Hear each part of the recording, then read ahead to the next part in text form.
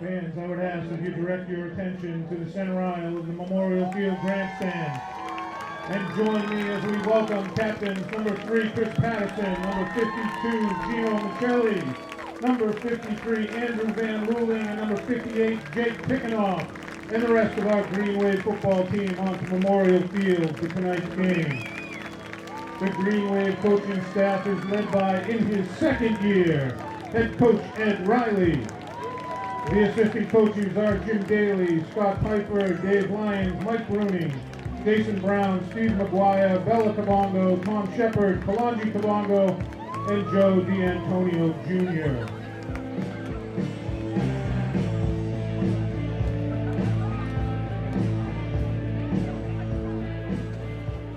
The athletic director for the Green Wave is Peter Serino. The superintendent of schools is Dr. Felicia Moschella. The high school principal is Jonathan Bourne. The cheerleading coach is Kristen Couture. And the athletic trainer for the Green Wave tonight is Cassidy Cave. Broadcasting tonight's game on local cable access are the Abington alumni dynamic duo of Sean Riley, class of 1982. Good evening, ladies and gentlemen, and welcome to Abington Green Wave football. Starting off the 2025 season here at Abington Memorial Field with the Green Wave. For the first time in over a quarter century, welcome the Duxbury Dragons here to Abington. My name is Sean Riley. With me tonight is Kevin Whalen. Kevin, great night here, September 5th, 2025. Kind of a humid night here. A beautiful night for football. Yeah, it's going to be just a great season. Looking forward to it. The kids have been working really hard off season as well as the coaches. So looking forward to a great season. Of course, there's no better matchup than Duxbury to really test your talents right off the bat here for the 2025 season. Yeah, Duxbury last year was in the state championship, lost to their arch rival Scituate. The 2 previous years, Duxbury won the state championship. Coach Landolfi has just had a tremendous run over Duxbury. Now, Duxbury's a Division 4 school. They're a much bigger school than us. We're Division 6. So Abington is really playing, not only playing up 2 divisions, but they're playing a perennial state championship contender against Duxbury. Now, we played them last year at Duxbury. Great game. And we played them in 2013 where Abington literally, the time ran out with Abington on the 1-foot line to win the game. So it's been fun. Referee Struzario's out there at midfield, talking with the guys at the coin toss. Got official Hannon as well out there. Without question, he is the official Hannon is without question the best bowler out on the field right now. You see the Abington captains there with our graphics and all lined up out nice. there. Look at that. Chris Patterson, Van Luling, Kicked-Off, and Michelli representing the Green Wave. Green Wave wearing their home green uniforms. A big crowd here in front of both teams here. Duxbury travels well no matter where they go. They play actually at Scituate next week. The Green Wave will travel down to Apponequet. In front of a large home crowd and below a full moon tonight, John. Really? It looks it. Yeah, well, it's close to being a full moon, huh? Close, if not. So there goes the coin toss. We'll see who wins and who's going to receive the opening kick. A lot of nervousness in this game. Both, Duxbury doesn't want to lose to Abington being, up 2 divisions. Green Wave wants to obviously be huge. Well, it's so many with, the calculations of points and all of that, ratings and where you end up rating in your division. Obviously Abington's Division 6, right? So, and there was a lot of movement between divisions this year. Duxbury won the toss, going to divert, so they'll receive to open the second half. The Green Wave will receive to open the season here at Memorial Field. Well, last year we had, I think Salamini ran a kickoff the opening kickoff of the second half. Back, of course, and he of course had that great catch in the end zone that made ESPN. So hopefully we can have another one of those this year. That's right. Sports Center top 10 was Ryan Salamini. He'll be wearing number 11 for the Green Wave this year. He is multi-talented, plays both ways, as do a lot of the Green Wave players. I think, Abington's skill positions, I think, would hold up to pretty much anyone there, Sean, as far as speed and quickness. I think, the offensive line, the kids have been working hard all season, so I'm looking for a lot of improvement by those guys up front. We're going to prepare here for the playing the national anthem, but also a moment of silence to be held in memory of a school maintenance department worker who recently passed. I ask that everyone join me in a moment of silence. Please stand. Last week, the Abington Public Schools lost a long-time tenured employee of the maintenance department, Mr. Lance Hammond. Lance was the guy who made everything work in the public school systems, made everyone smile while doing so. He took great pride in being able to solve all of the problems. He never wanted any credit or any of the limelight. Countless times athletic events were able to go on as scheduled and uninterrupted, including many Friday night football games, all because of Lance. He would drop everything and come to the rescue anytime anyone needed it. Lance was the epitome of Green Wave pride. He will be sorely missed. We ask that you please join us in a moment of silence in memory of Mr. Lance Hammond.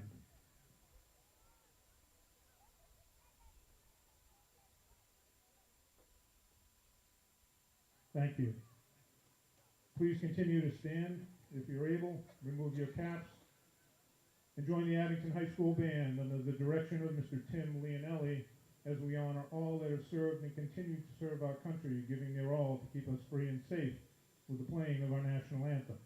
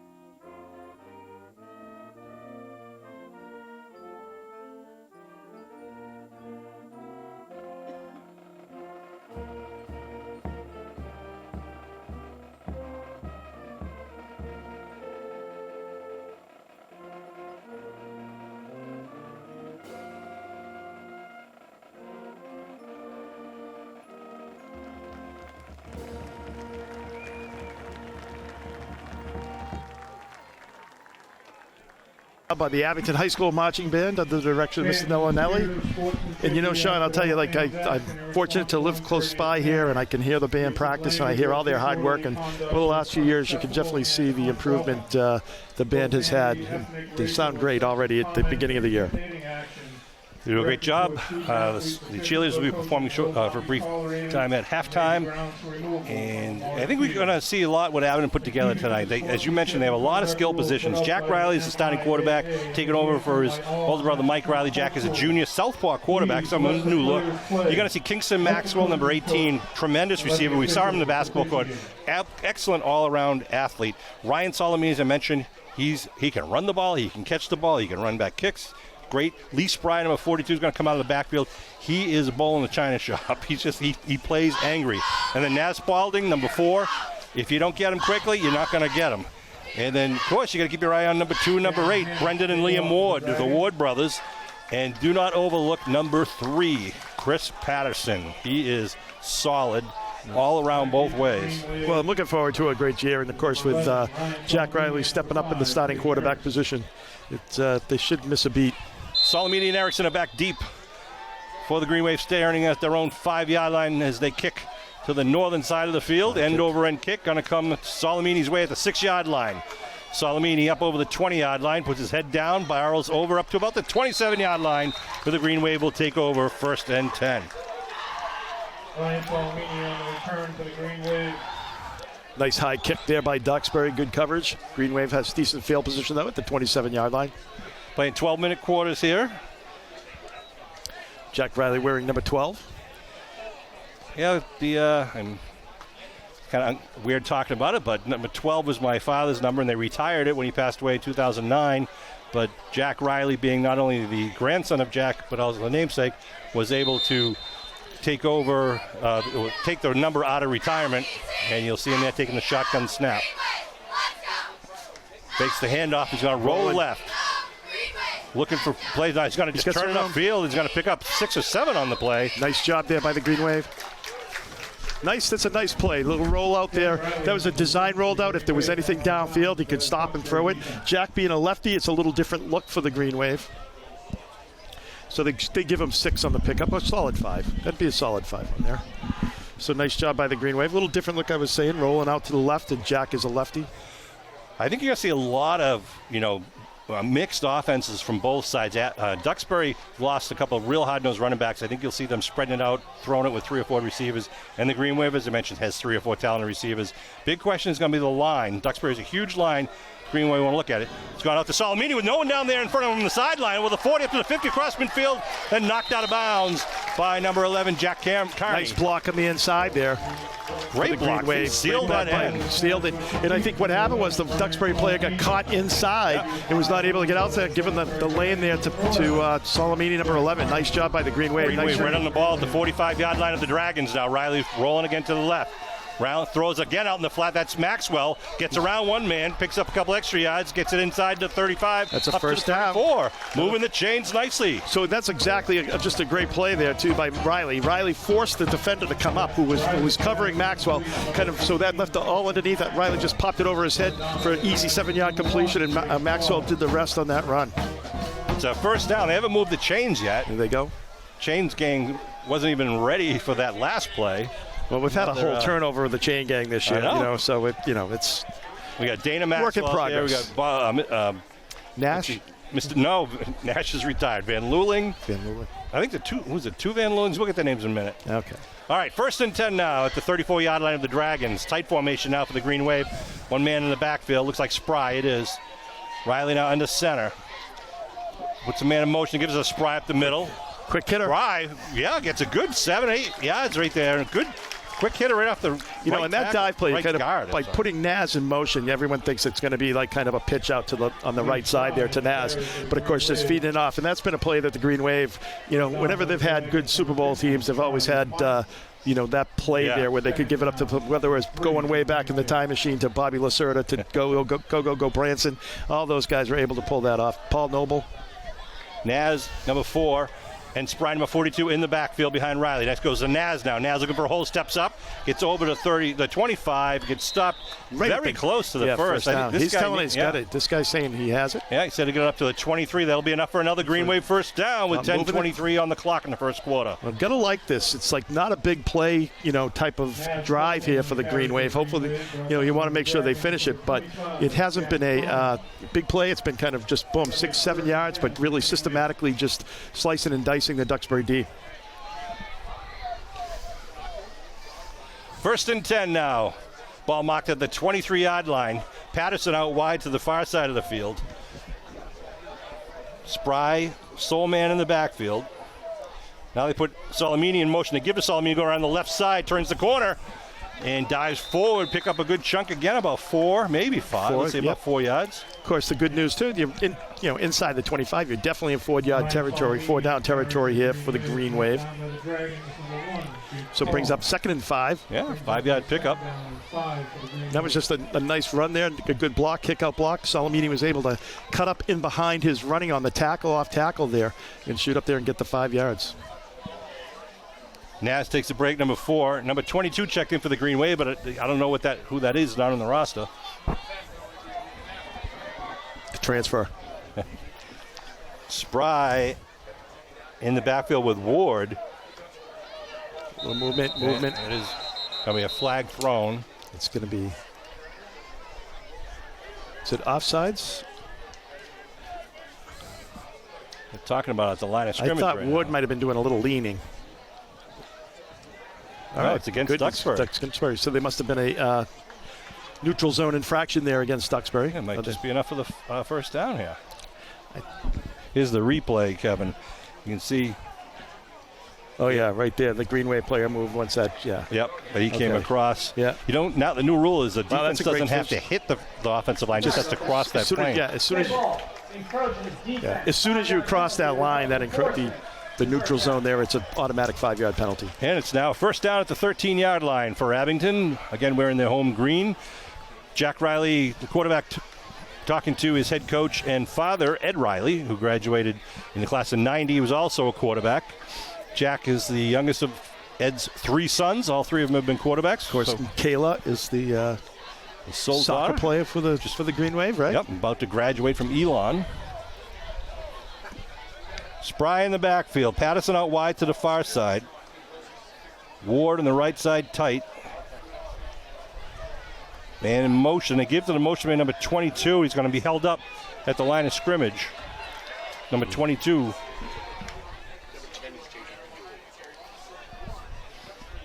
Going to have to find out who number 22 is for Abington. I'm thinking it might. No, it's not Tate. I have no idea. We will find out for your sports fans. So 2nd and 10 here for the Green Wave. 2nd and probably just shy of 11. Yeah, 2nd and 11, and coming down to the 8-minute mark of the first quarter. The opening drive of the 2025 season. Patterson out wide to the near side with Maxwell out to the far side. Shotgun. Solomini and Nash in the back. Now Solomini moves out. They give to Naz. Naz trying to get around the corner, though, but they string it out nicely. They're going to hold him out back to about the 20 or so.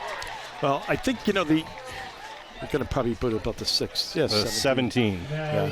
One of the things the Green Wave did very well at the beginning of this game in the drive here was no negative plays, and they've had 2 negative plays in the last 2 plays. And I think that's the importance, is not having those negative plays, putting you in third and long situations here. Duxbury's done a nice job the last couple of plays of kind of stepping up their game and their defense getting a little more aggressive. Just found out the number 22 is sophomore Danny Piper. It says 23 on the roster.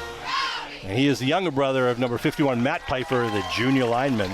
You're going to hear a lot of, hopefully, this year. All right, 3rd down and long. They got to get it down inside the 3 for the first down. We got trips to the left side of the field. Ward out wide to the near side. Riley rolls to the left towards the trips, looking downfield, going to the end zone, going to the corner. Off the tips of the fingers of Maxwell.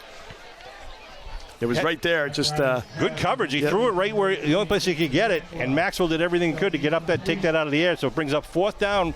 Kevin, as you mentioned, you're now at the 17, basically 4th and goal. Right. So it would be a 35-yard field goal at this point here. I don't know if the Green Wave have that in their toolbox. Michael Riley, if he had another year of eligibility, would have been able to kick that. So it's 4th and 14 from the 17.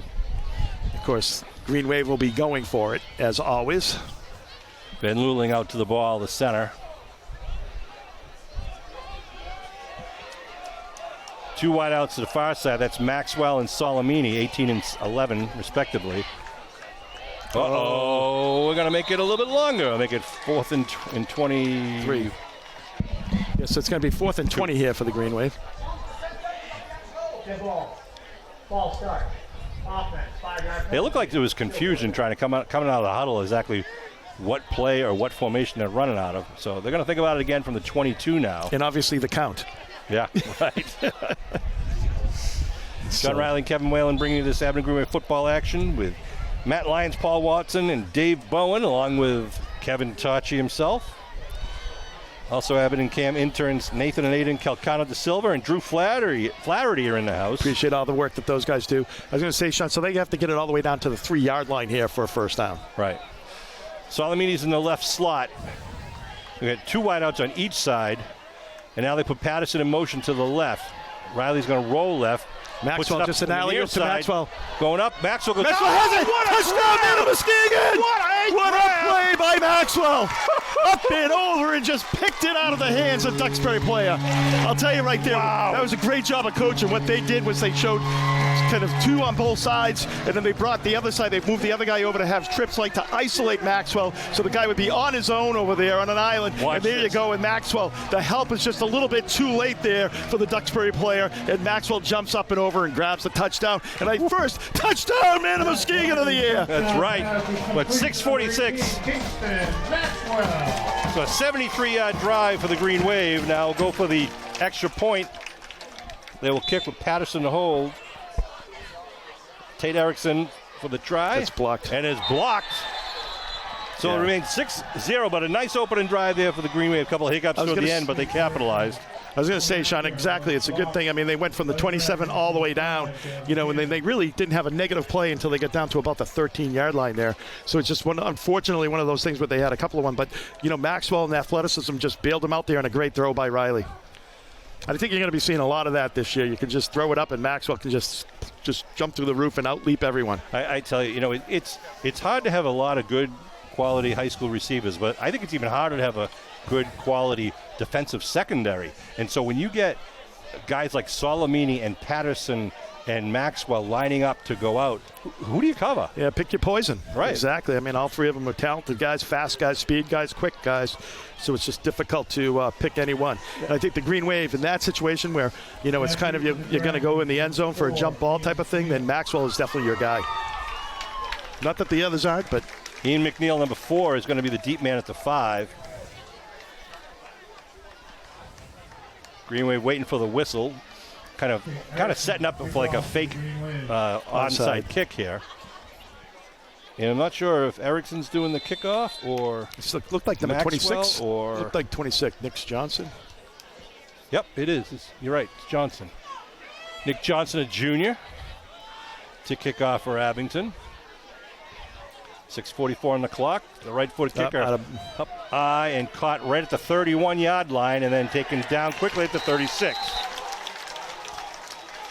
And the Dragon offense will come out to the field. A very powerful offense, typically. We'll see how that was that play is designed to kind of kick it to the sideline, so then your defense, the defense can kind of come down and get them cornered in, so you're not going to have a big return. So they signed the ball at the 35, decent field position for the Dragons, but decent field position for the Green Wave too. And they're going to get their play selection called in from the sidelines, and they don't use the huddle. Their quarterback is Brady Rhinesmith, a senior captain, 6'3" quarterback. Big boy. 3 to the right, wide to the right side. Gets some time to throw. Throws a nice little laser beam about 8 yards downfield. And that'll be about as far as they get. Maybe 7-yard pickup. Going to bring up second down for the Dragons. The Green Wave had decent coverage there, but they were just able to sit in the zone there, sit down, and Brady was able to find them there. Let's see out wide there. Number 13 is Nate Reed on the far side. Near him is number 2, John Selesky, and Selesky's got some Abington blood in him. Second down for the Dragons. Second down. The shotgun. It's going to be a handoff over the left side. Nice cutback, but I don't think he didn't get it. It's going to be just short. Pick up maybe 1 on the play. Bring up a third down at about the 44, just over the 44. Third down and less than 1 here for the Dragons. Yeah, Rhinesmith's a big boy. 6'3" is a big kid, and it's not like he's a wiry 6'3" either. No, he can throw the ball very well. Jack Carney is another guy to look at. Number 11, you can see him on the near side as a wideout. He's a very talented athlete, talking to the coaches before, to run the ball and obviously act as a receiver. See number 2, Selesky, kind of waiting for the selection here. Looks like he's looking at the lineup in the near slot. A little confusion here. Now a timeout by Duxbury so they can talk it over with Coach Matt Landolfi. 5:21 to go here in the first quarter. Duxbury. That's their first timeout. First timeout for Duxbury. You only get 3 now, so it's like you've got to. Tonight's game coverage between the Duxbury Dragons and the Abington Green Wave is being brought to you by Abington Community Access and Media Incorporated. Playback of this game and any other Green Wave sports coverage can be found on the town's education channel, Comcast Channel 8 or Verizon Channel 26, and the new HD channels, Comcast 1072 and Verizon 2128. For more info, schedule of all games and channels, and live stream schedules, be sure to visit abingtoncam.tv/education. And Kevin, just be thankful that you and I are not on the high definition video part of it, because it's very clear. Us being thankful. I think the audience is more than thankful. They're very grateful for that. Yes. Well, of course, Kevin Tachi does a great job. Matt Lyons, appreciate all their efforts. All right, we go back to the field now. Third down and 1 from the 44-yard line. Rhinesmith in the shotgun formation. Uh-oh. Gonna go. And the Green Wave called timeout as they didn't have the right personnel out there. I think they had too many guys out there.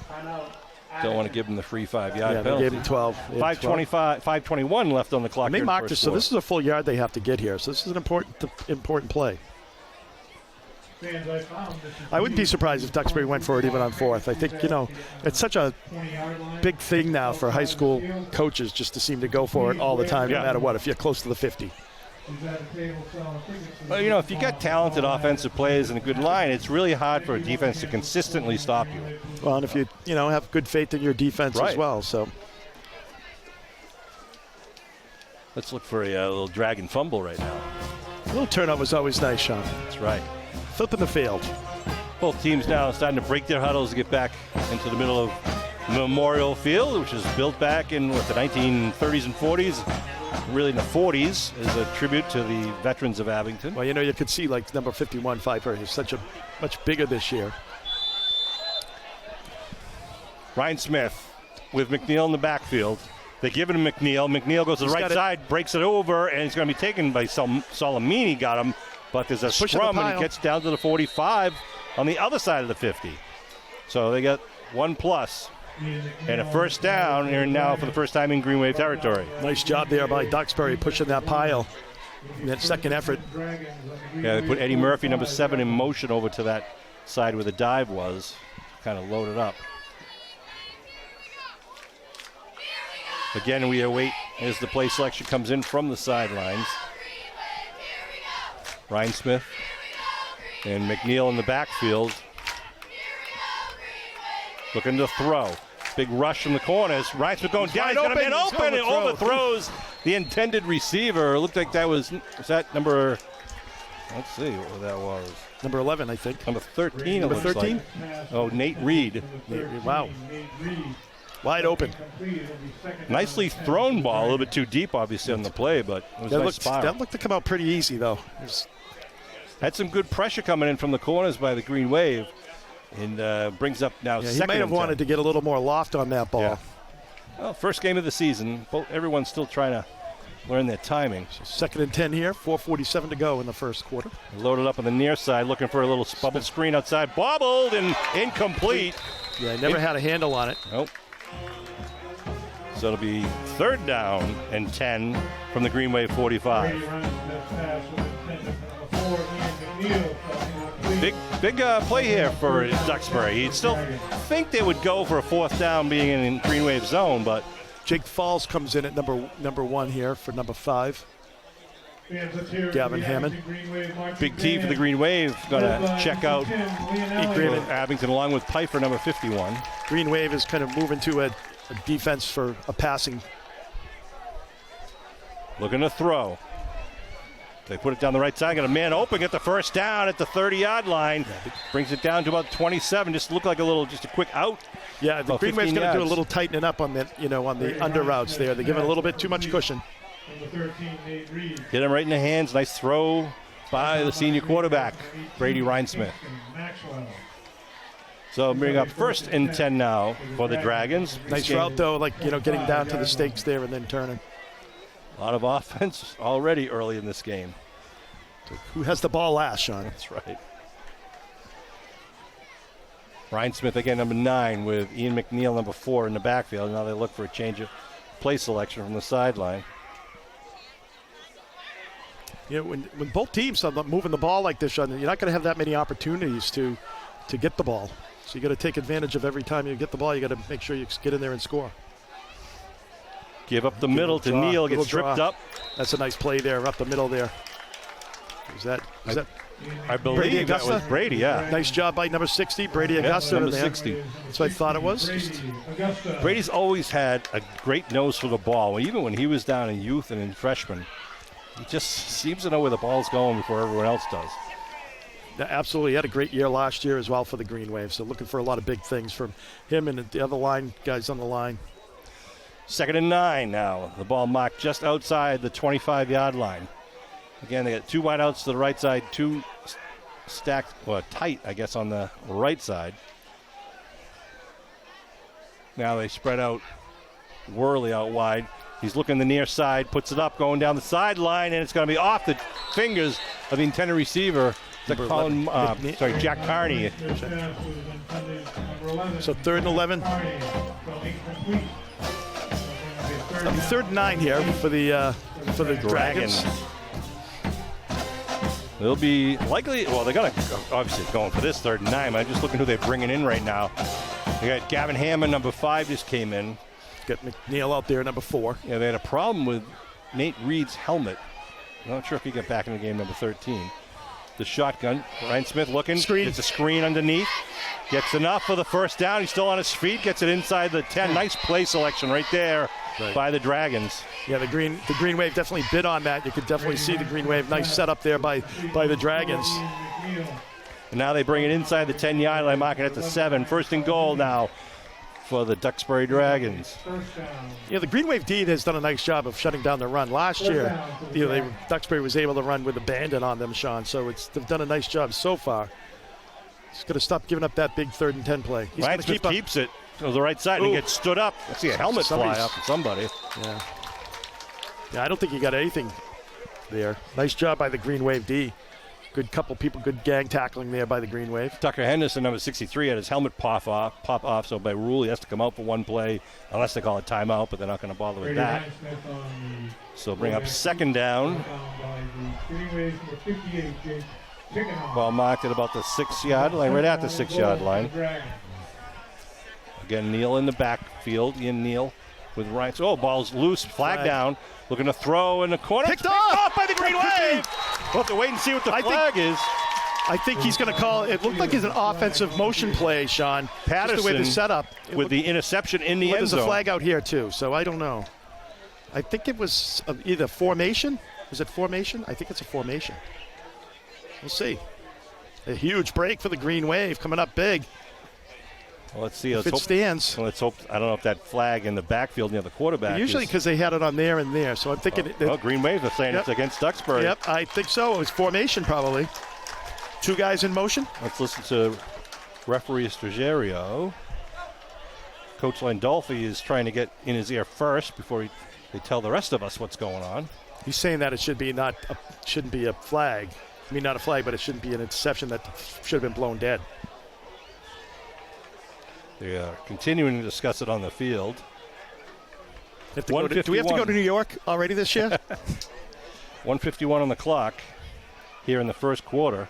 I think the Green Wave is going to get the ball here. Let's wait for. Here he comes now. Turn his microphone on. It doesn't. Duxbury had an illegal formation on the play.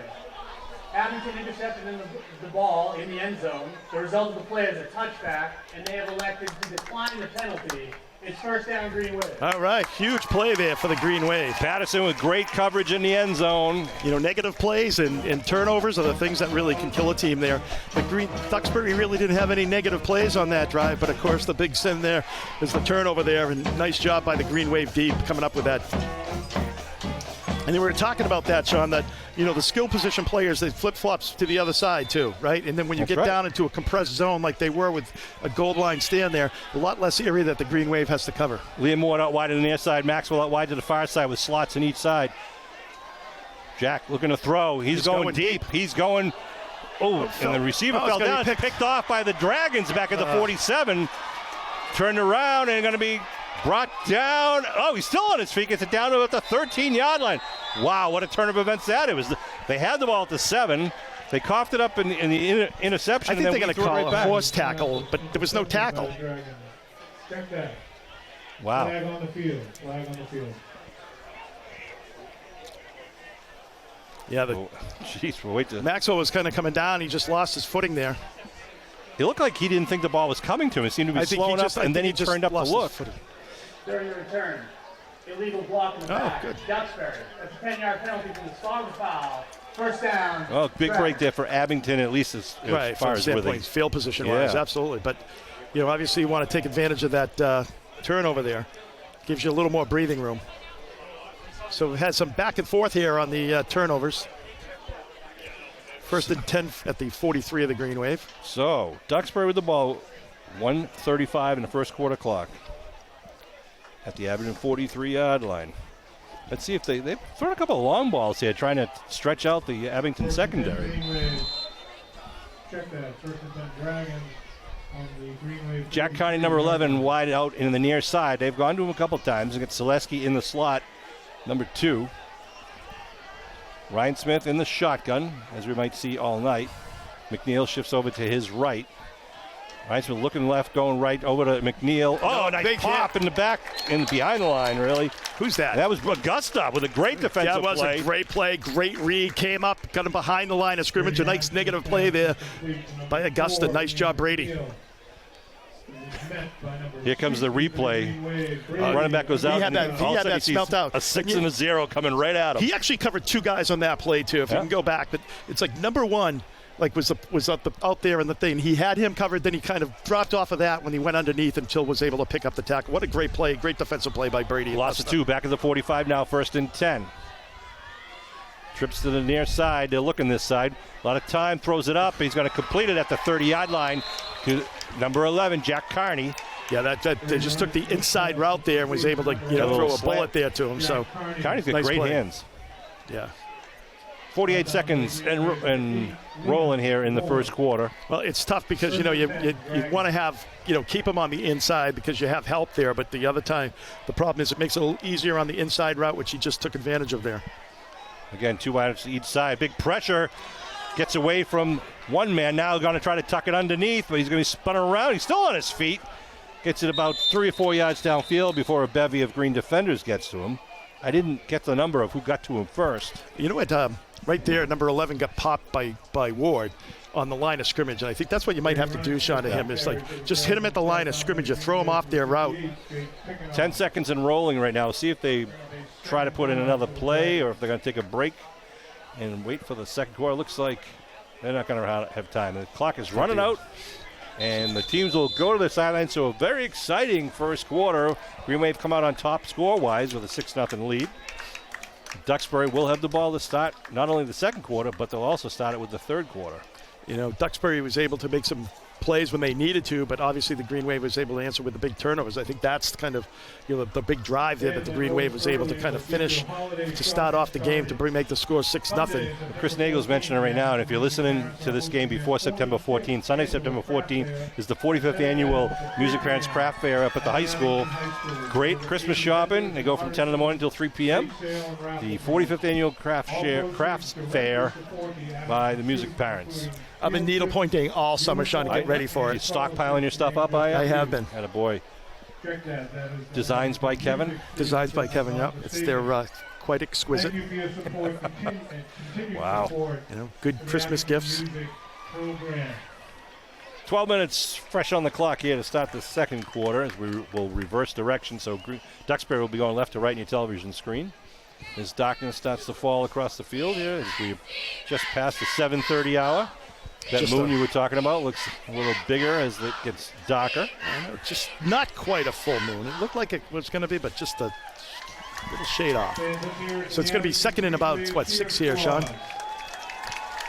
You got it with the ball mark at the 26-yard line. More of the same with the shotgun formation. Selesky in motion, fakes the handoff. They look down the middle. Now they uncork it down the middle. It's going to be a touchdown. So the running back, number 4, 26 yards out. That is Ian McNeil, the senior.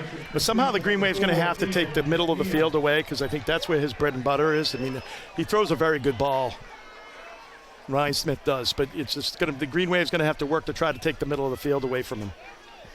Well, they got a lot of talented receivers with some speed and good hands. Green Wave do. Obviously has talent in the backfield too, so it's going to be a challenge all night. 11:53 on the clock here, and they will look to kick. Looks like Gavin Hammond, number 5, the left-footed kicker.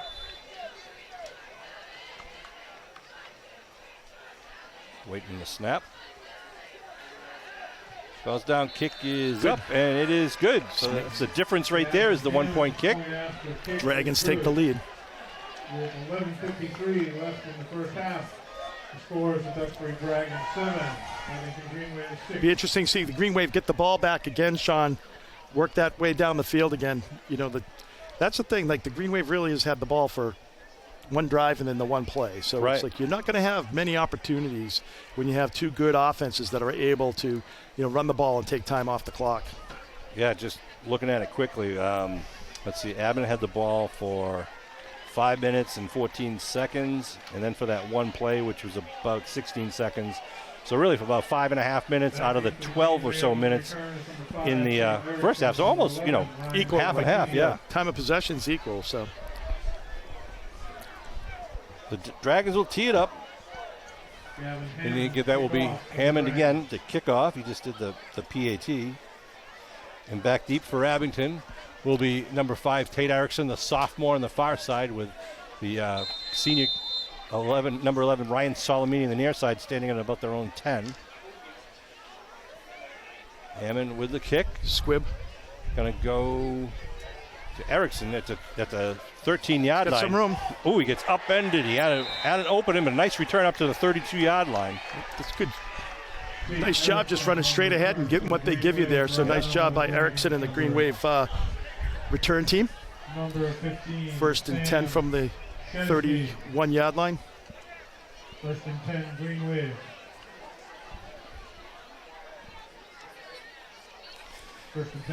So I think the Green Wave is doing a really nice job on that first drive of kind of mixing it up. Yep. A little bit of run, like quick hitters on the run, but also kind of outside motion, moving, getting Duxbury moving side to side. I think they were doing a nice job of kind of in picking their spots underneath.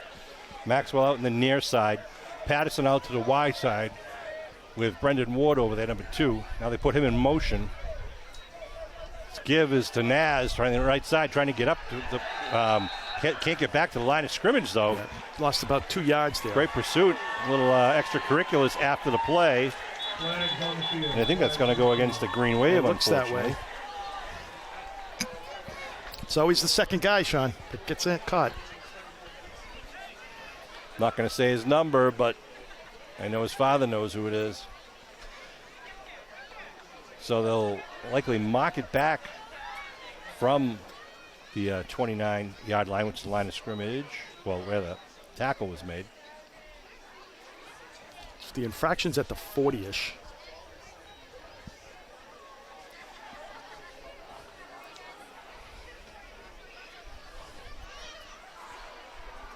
Yeah, it just puts Abington in a tough spot now, because now you're going to have a second and about, probably a 15-yard penalty, right? Personal foul. Late hit, number 51, Green. That's half the distance to the goal. It's still second down. Calls them out. All right. Wow. They are actually focusing this year on unsportsmanlike conduct, no taunting. They're looking for it. They're going to throw flags for taunting, any sort of unsportsmanlike conduct. If you get ejected for a game, if you have 2 unsportsmanlike conduct in one game, you're ejected, or there's certain infractions will give you an automatic, immediate ejection. If a team has 4 ejections in a season, they are not allowed to play in the playoffs. Wow.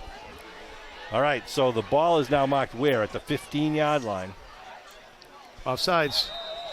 So get 5 back there.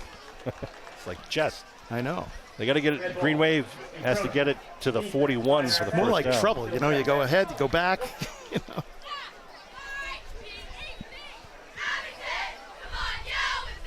Look at this, Kevin. Got a shot from Clemson University. Wow. Are we live? We are live. We are. All right. Hello, Clemson. Cole had a pick 6. Didn't think he could run. Woo. Jack Riley, best quarterback in the Riley family, they say, or he'll say. Brings his team up to the line of scrimmage. 2nd down and long. Set a high bar. 2 wideouts each side. Looks like that Naz is in the backfield with him. Naz Paulding has the school record for the 200-meter. Jack checking the defense. Does a hard count there. They throw the outside. Nice play. Defensive play. Oh, it's got to be, oh, it's going to be pass interference. Wow. The intended receiver was Patterson. He did have one arm on around Patterson. him. He did kind of do the hook a little bit. But generally speaking, I think in high school, that's, but we'll take it. So it'll bring, well, we'll see where they It's mark not a him. first down automatically, right? It's a 10-yard penalty from the spot of the foul. I believe. Wow, this coach is- Yeah, Coach Landolfi's not happy. This coach is like literally crossing the line, I think, there, Sean. Defense at the 15-yard penalty. 15, first down. 3rd down. No, not an automatic first. Okay, not an automatic first. Correction, still 2nd down. 2nd down. Wow, huge break there for the Green Wave. 10:39 on the clock here in the 2nd quarter.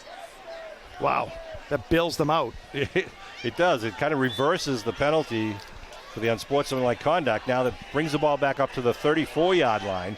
and makes it a second let me see. and 7. So we had a negative play of like 3 or 4 yards, the 15-yard penalty, then the 5-yard, then the 15-yard. Yeah. So it's like an MCAS question here tonight, Sean. Maxwell and Patterson are going to line up at the near side. Looks like Solomini and Ward out to the far side. Naz Paulding in the backfield to the left of Jack Riley. Riley's going to roll. Nice block by Paulding. He's got some room. Riley looking downfield, looking for an open receiver. He's going to have to turn it downfield. He steps out of bounds. Just about 3 yards short of the first. Good coverage downfield. Needs to gain the 41. Is out at the 38. Michael Riley on the carry for the Green Wave. Check that, I apologize. Riley's out of bounds, so the clock stops at 10:31. Chris Nagel just gave credit for that run to Michael Riley. Oh, well, Michael would have had the first. All right, so now third and a long 3 for Abington at their own 38-yard line. 10:31 on the clock here. Great night for high school football to start the 2025 season. Out wide of the Ward brothers, and Solomini. We got trips to the right side. Maxwell wide out to the near side. Single coverage with a safety cheating over at Maxwell. Riley's going to roll the other way. He's going to blitz coming in. He's going to be taken down back into the 30. Ooh, and more bodies on top of him. So a big sack there. Brings it back to the 30, make it 4th and 11 now, and the Green Wave will have to punt it out. Jack Riley brought down the backfield. So that drive started at the 31-yard line. So it ended up 58 and Frazier. It's going to be 4th down and 12 for the Green Wave. 4th and 12. Abington will punt now.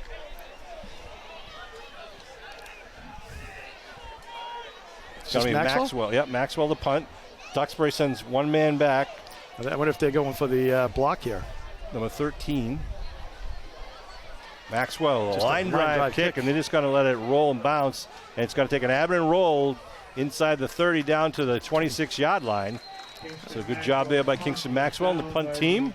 Taking the ball out of the hands of number 13, Nate Reed. And Duxbury's offense will come back onto the field. Mark it at the 27.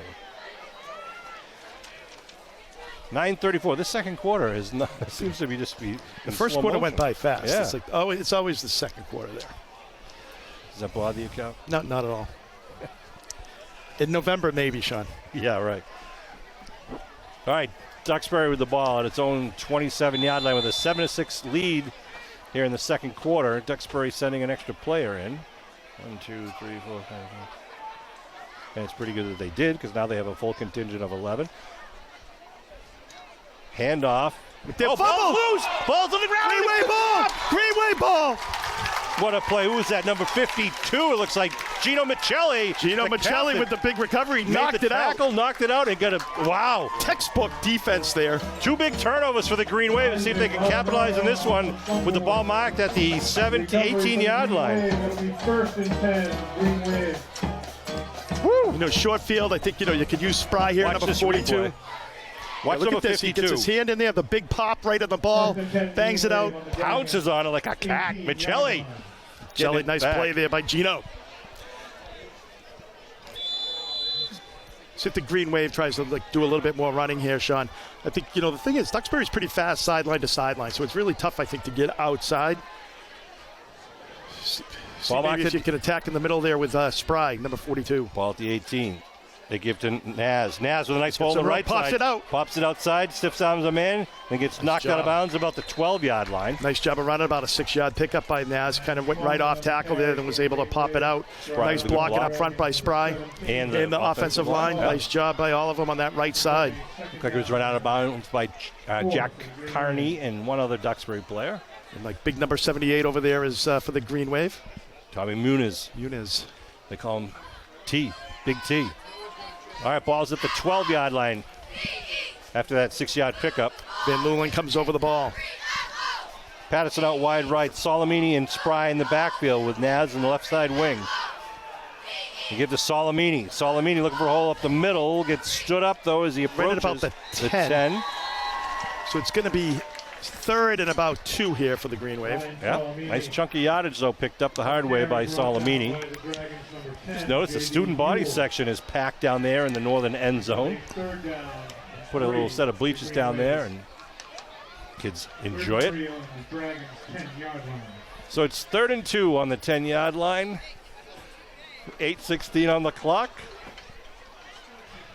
See what the Green Wave pull here. Yeah, I think it'll be on the ground. Obviously, will Duxbury try to blitz and plug up some of the holes, or Abington just kind of throw it over the top? We'll see. Patterson out wide right. Naz in motion to the right. They give it's Spry. Nice cut, Spry. Spry First inside down. with the first down. What a great cut by Lee Spry as he crossed the line of scrimmage. Just a quick stutter step. Was going to his right and just jeeked left. Makes it 1st and goal here for the 5 for the Green Wave. Just a nice play there. Of course, when you need to, that fullback is it's much quick hit there. Nice quick hit there with the using the Watch fullback. Spry when he was right there. He just turns. Of course, wearing his brother's Gabe Spry, who did that same very thing for the Green Wave for several years. Had a touchdown at Gillette. The state championship. 7:30 on the clock and running here in the second quarter. Duxbury up 7-6. Green Wave knocking on the door here at the 5-yard line. Van Leeuwen talks to his quarterback from the center position. Forgot the count. Riley puts a man in motion. Salamini with it. Salamini upside down to forward. about the 1. To the Right 1 to the yard 1 line. yard line. Knocking on the door is the Green Wave here. Taking advantage 2nd and goal. of that big turnover there. Huge turnover with Gene Michelli getting into the backfield, knocking the ball away and recovering the fumble on the Duxbury 27-yard Looks line. like they after marked the it at punt. the 2. I thought he'd get up a little bit closer, but Yeah. is that the 2? Yep. 2nd and goal at the 2.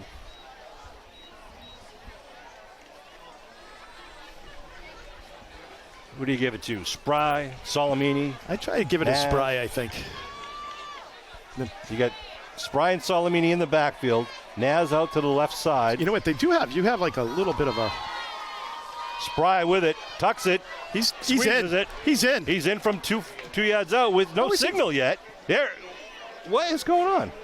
Oh, that's baloney. Oof. Are you kidding me? Oh, No, he's saying he was just short. Oh, come on. I thought it was literally, well. Okay, 3rd down. I wonder if they do we have the replay on that? It's tough to see from up there. It is. This angle. 3rd down, Green Wave right up on it. See if Jack just takes a QB sneak here. You got Spry right behind him with Salamini offset to his right. And it's going to be a timeout call by Duxbury. Looked like they were lining up for a QB sneak, but 5:55 on the clock. Abington on literally the half-yard line.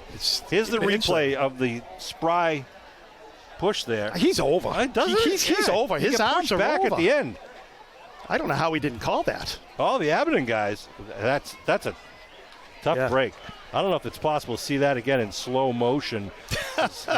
Slow motion? I know it's possible because Matt's here tonight. You want it so slow like it would be like you creating it? Well, just, so we can hyper. Watch, see, look at how quick he is. Yeah. All right, here's the slow motion. Spry's number 42, lined up right behind the quarterback, Jack Riley. Wow, it's ultra slow motion here. Yeah, that is. He's got to reset it for us. All right, they're breaking here. Here we go. Quick.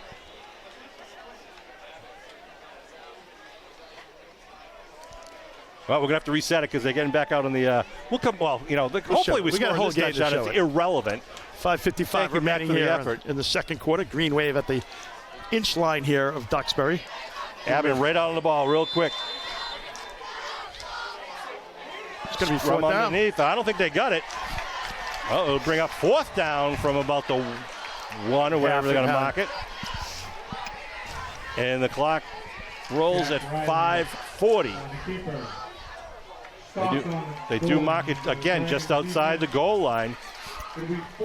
Trying to draw him off. I don't know how he doesn't call that. I mean, his arms are clearly over, but Yeah. you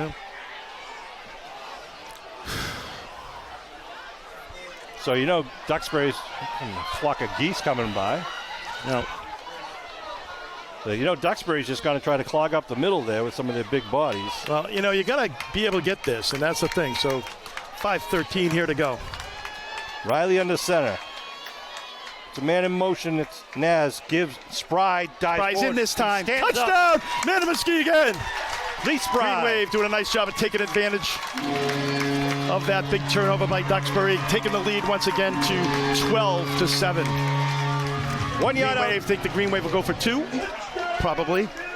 is going to be the replay of that touchdown where there was no question that number 42 Spry was able to get it in there again. Look at the surge by the offensive line. Nice job there. That's a great block by Salamini coming down and clearing out the line there and just clearing out the lane for Spry to come in behind him. So nice job there by number 11, doing all the little things on the outside and then doing the things on the inside as well.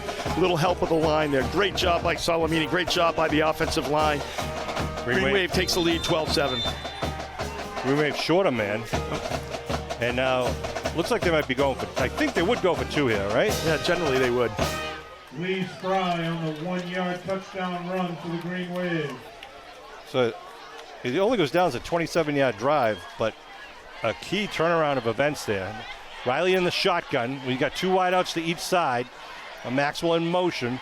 Riley looking his way. He's going to go to the corner, puts it up in the air. He's got it. Comes down with it. PAT, man of Muskegon. And that's not even Maxwell. That that's Patterson. No, it's Salamini. Salamini. Green Wave almost used Maxwell as a decoy, and then going underneath to Salamini and still doing an alley-oop to Salamini underneath. A great job, great play there by the Green Wave. Great throw by Riley here, just throwing it underneath there. That's a great job. You can see Maxwell celebrating for Salamini. Salamini, a baseball player, has tremendous hands. 14-7 here. Ryan Salamini. 14-7 Green Wave lead now, and they'll kick off with 5:01 to go. Yeah.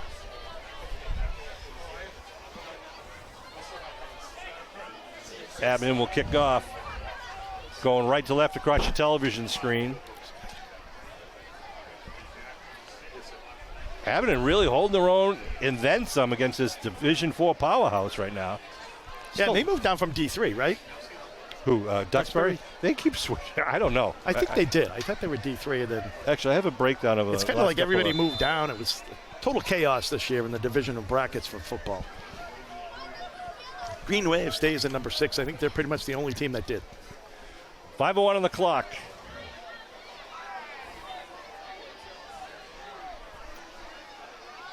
Johnson to kick.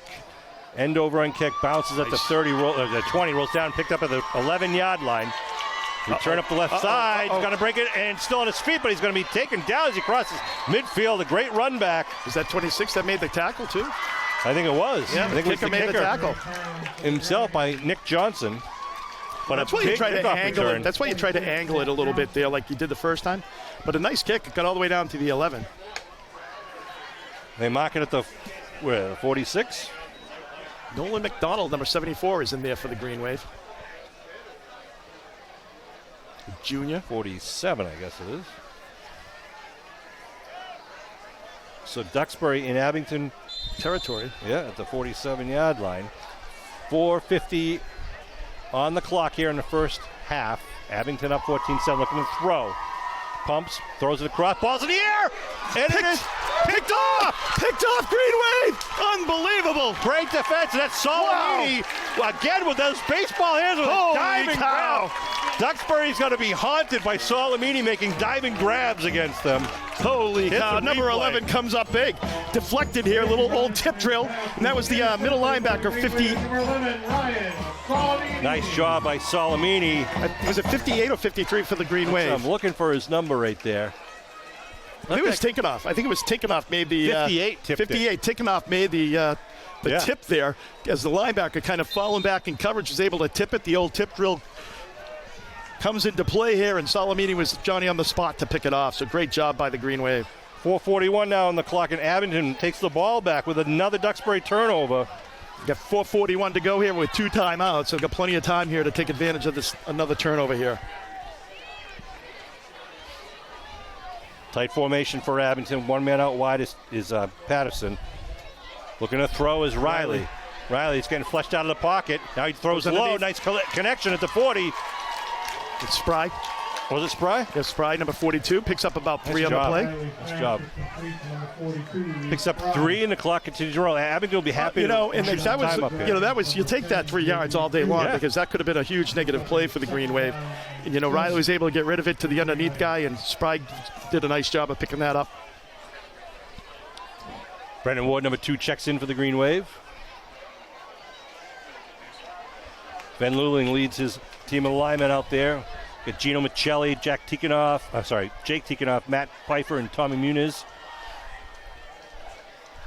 Give ramps up the middle. Dive by Spry. Picks up another 2 the hard way. Makes it third and 4. Third and 4, right? Yeah, 3rd and 4. I think you need to do that just to keep their defense honest. Just keep it on the inside, keep it tight, and then you're able to, go to the outside a little bit more. Yeah, and I'm happy picking up 3, 4, 5 on a dive play against the Dragon defense. 3.5 minutes to go here in the second quarter.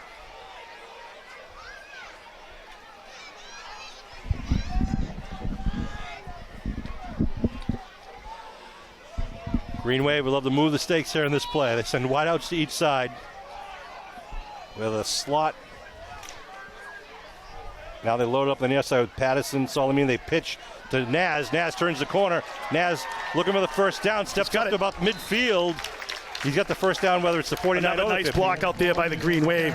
Good blocking by the wide receiver crew out in the outside there. Nice job there. Really allowing Naz to pop that out for another couple of yards and pick up that first down. I'm still looking for Naz to shift it into high gear, though. We haven't seen that when he gets into daylight and then just lets go. You can see the replay here. Yeah. Comes in, Patterson is there. Nice block there by Salamini. And then it's Maxwell right there doing a nice job of pushing his guy up and then releasing the guy, too, to make sure he doesn't get the hold call as well. So nice job by Maxwell, number 18 for the Green Wave. 1st and 10 at the 49. Riley looks over the defense. Similar formation with Naz in the backfield. Throws outside, just falls incomplete. Naz did a good job picking up a blitzing linebacker there. He stopped the clock with 2nd and 10. So 2nd and 10 here with 2:19 remaining in the first half. We've got the cheerleaders are all down here tonight, Sean. We'll be able to go over them after the second half. You're going to do that now. When there's a break. Riley gets the next play selection into the huddle. 2:19 on the clock. 2nd and 10. The ball right in front of you. A great view from Abington Cam and our crack staff. Who do you throw to? Abington's bevy of talented receivers. Jack checks down. Now rolling to his right.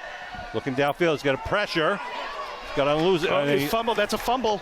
I don't know. That's a fumble. He's not calling incomplete. He's calling incomplete. It is. Yep. Okay. All right. He's going to call I think he's going to call intentional grounding. I don't know. He threw a flag. They're discussing. He did. It kind of fell out of his hand as he threw it.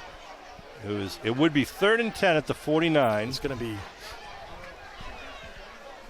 2:08 on the clock as they discuss. Get the feel no matter what they say. Landolfi so that's a spot foul, it. right? So you go right to the spot where it is in a loss of down. Intentional grounding on the offense. That's a 5-yard penalty from the end of the run. Loss of down brings up 3rd down. So that's like a 15-yard loss plus the 5-yard loss. Yeah. Sorry, I was listening. I was trying to listen to the conversation because the microphone was still on the ref. Right. So it's going to be a 3rd and 30 here now. Wow. Seen that before. I know. 2:08 on the clock. Spry is going to take a breather as Naz Balding checked in. You throw a screen here, Kev. You go deep. They got to get it to the 41 of Duxbury for the first. You don't need it all right now. If you get it to the 45, you might be going for it, right? I mean, you got 2 minutes to go here in the half. Waiting for the referee to get into position and blow the whistle. 3rd down and 30. Here we go now. 4-man line for Duxbury. Blitz, they do set up a screen. It falls incomplete. Riley got pushed down. No call there after the play, after the pass. Must have been bang, bang. So it'll be a punt situation now for the Green Wave. That drive started on the Green Wave 35 and ended up on the 29. So Duxbury's already used 2 timeouts as well, Sean, right? So at least the one. I think they used 2 because they used 1 down on the defensive stand as well. Yeah, you're right. So Ian McNeil is going to be standing at his own 32. And they got one other man standing right at midfield at the 50. Maxwell to kick. Standing at his 18. Awaits the snap. Good snap. Maxwell on a line drive is going to be caught at the 34-yard line, and going to be returned by McNeil up to about the 47. So minute 53 to go here. Just a little bit more on that was going to go over his head because that thing was a line drive. Yeah, he kicks a line drive. It doesn't have a lot of air under it. I was going to say, Sean, so this is Duxbury does get the ball back. So this gives them the opportunity to try to score here and then score again, in the second half. That's why teams kind of defer. Yep. Green Wave got a hold of him. First and 10 Dragons. Maybe we'll see another fumble. Again, the shotgun formation for the 6'3". Quarterback throws it out, and is it caught? It is caught inbounds. Clock still rolling. Yeah, it looked like he double clutched it. Is it a first down or not? No, it's 9. So it's going to be 2nd and 1. All right, so it's going to be 2nd and 1. As they're waiting for the play call, it's 1:30 and rolling. Ryan Smith with 3 wide receivers to his left, 1 to his right. Looks to his right, gets some pressure. Now he's going to tuck it and go downfield, gets the first down, goes out of bounds, stops the clock at the 1:15 mark. Picks up the first. Yep, and he's marked out at the 38-yard line. Yeah, you got to maintain when you're doing the pressure there, Sean, especially when you're not doing, they only had like 3 men rushing it, looked like. You got to kind of still maintain some integrity of a pocket there to kind of contain them. Nate Reed, number 13, on the near side, covered by Maxwell. Now he's looking to the other side, goes for a quick out. Receiver fell down, falls incomplete.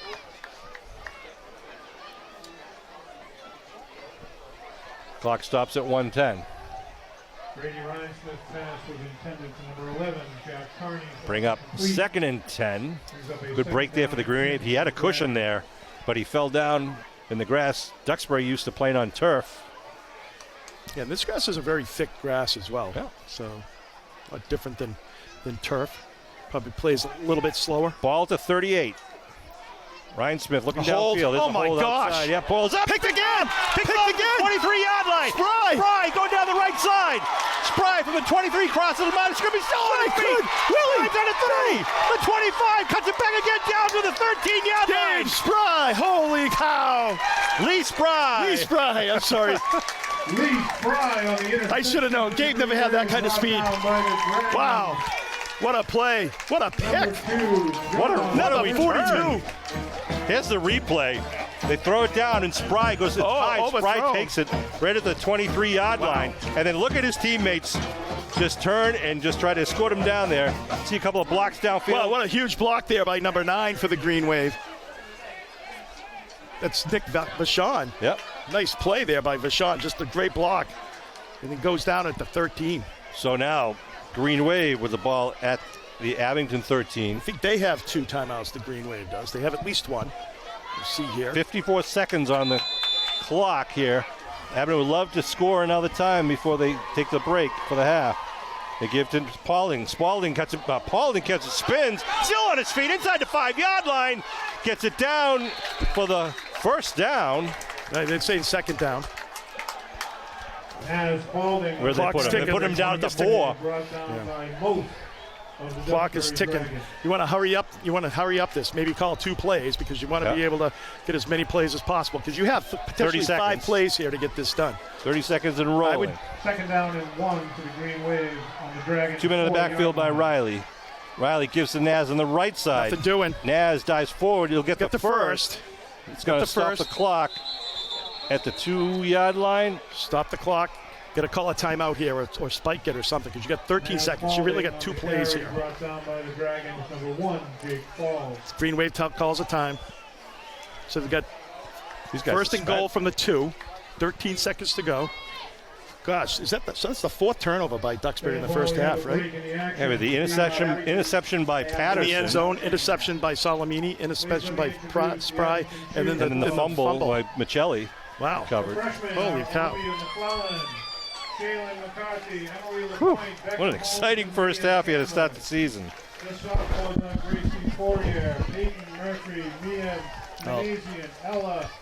Be important to put that exclamation point here, Sean. Talk about, Duxbury going in trying to double up here. The Green Wave able to kind of tack on another touchdown, before the half would just be icing on the cake for a great first half for the Green Wave. Olivia McNeil. Yeah, I mean, this could be a game changer right here if they can get this one in and go up by 2 touchdowns, knowing that Duxbury gets the ball. Duxbury's, he's saying Duxbury's a talented team. There's a lot of space on that field, and they can close that gap pretty quickly. So and remember, making this a 2-score game is important. There was a pass earlier. The guy was wide open down the sideline and just got overthrown. That could have been a 50, 60-yard touchdown pass. They have the ability for that quick strike. So the Green Wave in their huddle here with the ball marked down at the 2-yard line. So I think you do a pass here, Sean, because you can throw it out of bounds. Yeah, Riley's in a shotgun. You got Maxwell over here on the left by himself. Spry's in the backfield. Salamini moves over to the left side with him. Now he goes back in motion the other way. Riley looking, going up to Maxwell. Single coverage. Oh, it was there. The intended receiver. A lot of hands there too by number 13. Good effort there by Riley and Maxwell. So here's the thing, Sean. You've got that's pretty quick on the clock. 6 on the clock because it's 14. But it's like you've got 2 plays here, so really got 2 plays. So I would do another one and then do a run if you have to. Yep. 9 seconds on the clock. 14-7 Green Wave lead with the ball on the Duxbury 2-yard line. Checking in, there's Riley Pease, number 84, and Naz Spalding, number 4.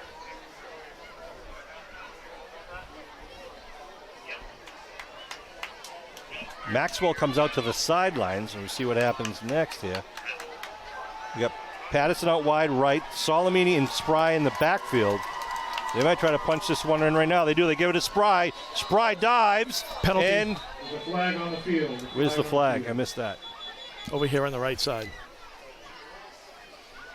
Ooh, baby. 4 seconds. Touchdown.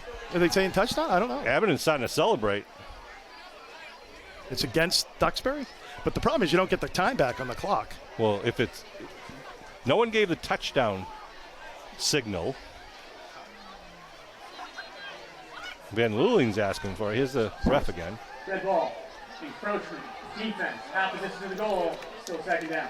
So we get the clock. Do we get the time back on the clock? 9 seconds? Yep. Because it's dead ball, right? So they should put dead 9 ball seconds. foul. Right, should be turned to 9 seconds. Yeah, that's what they're doing. Yep.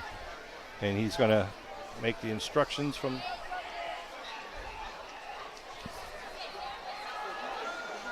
Will clock operator please reset the game clock to 8 seconds. 9. 9. It was 9. No, he has the time on the field at 8. Oh, yeah, all right, well. I don't know if that's... 2nd down and goal for the Green Wave. Okay. On the Dragons' 1-yard line. So Green Wave have a timeout or not? They didn't give the signal, right, for that they're out of timeout. So Green Wave has a timeout here, so they can run the ball. Is that set at 8 seconds there? This doesn't look right. Yeah, he'll do it on the clock. Okay, I just thought it would say 008. I don't know. All right, here we go. Green Wave, 2nd and goal once again. Spry with it, gets in the backfield. Call timeout. Ball was loose. Did it roll over? Yeah, it did. It rolled into the end zone. It's a touchdown. Wait, what? Wait a minute. Wait, how are you there? You make the call. You got to make the call. Watch this. Spry rolled on his back on top of a guy. The ball came out, and it was recovered in the end zone by the Green Wave. That's a touchdown. Replay. Watch Spry there. The ball's loose now. And there's the man picking it up. That was Jack Riley picked it up. It's a touchdown. Jack Riley recovered the loose ball in the end zone. Tried to call a timeout. However, the play had already ended in a touchdown. Oh, touchdown, man, Muskegon! Jack Riley's going to get credit for the touchdown. Wow, from 2 yards out, and that ends the first half. But they got to go for the PAT. Yep. Wow. Wow. This is like a crazy first half. Jack Riley has now tied his brother Ed Riley in rushing touchdowns. Wow. It has been a crazy first half. That was a dig, Ed. All right, so the Green Wave up 20-7, looking to go for the kick conversion. Again, Tate Erickson to do the kicking honors. High snap, kick is up, That's and good. it is No good. I think Wow. it went wide left. Wow. There was a little bit of delay, so the kick is no good. But the Green Wave with a huge touchdown there to end the first half. The teams will go to their locker rooms. Wow. That is like one of the craziest halves of football I've ever seen. It really, really was. Back and forth. Well, we're going to take a break from some of the halftime festivities and kind of recap some of our stats. We'll be back with you with more action after the halftime break.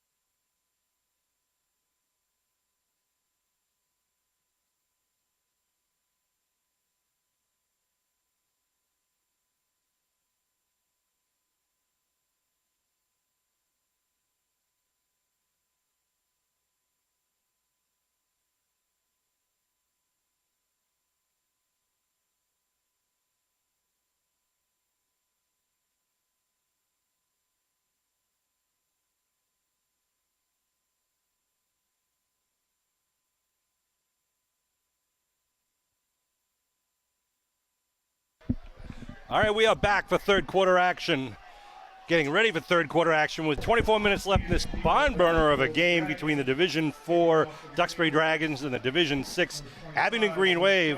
Green Wave taking advantage of almost every opportunity that was given to them, or opportunities that they took from the Dragons with some of the turnovers earlier. Let's hope that it continues their way, but Duxbury always that's the thing. me. I think Abington has to really play a calm game, but Duxbury playing from behind. But there's just such an explosive team. Yep. You can see the talent there, the quarterback arm.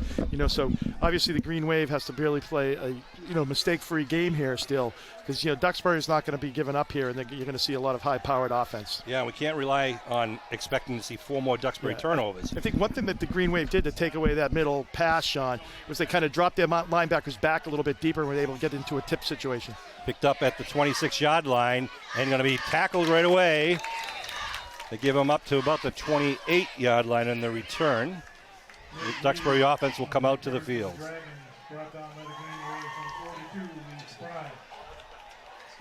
Good coverage there by the Green Wave. Yep, nice job getting it down there. Good field position for the Green Wave D. See if Duxbury tries to strike deep quickly. I think they're going to just try to chip away. You got plenty of time here. You get 2 scores, 13 points. You want to do what you're good at, and I think their passing game can be a good game. I mean, the Green Wave did a nice job of taking advantage of overthrows. Zaleski and Carney out wide to the near side of the field. Again, the shotgun formation. They give up the middle. Good hole. Breaks it, spins, gets the first down. It almost breaks away. Still on its feet. What a run by number 4, Ian McNeil, trying to light some energy into the Duxbury Dragon offense. Oh, is the flag? Back at the line? It's got to be a hold. Oh, no. On Abington. What? Let's see the face mask? During the run.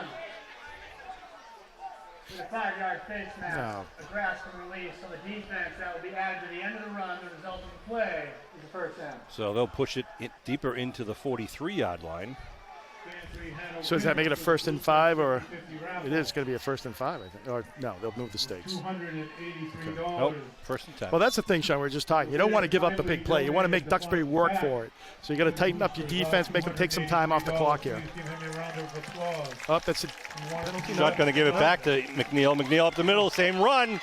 And he's still on his feet and gets the first down and more. Ian McNeil trying to carry the offense on his back right now. I thought Green Wave was offsides there too a little bit. The guy defender jumped, but no call there. I think Duxbury assumed that Abington would be kind of in a pass defense, come out with the two big, really just runs up the middle there. Yeah, two big runs, and that's the thing that you got to stop, right? I mean, the Green Wave did a very good job there the first half, stopping that like kind of interior running. If it Green ain't Wave broke, need to get back to that. If it ain't broke, don't fix it. They do it again, or they give it right back to him. Gets hit by Big T. It takes him down.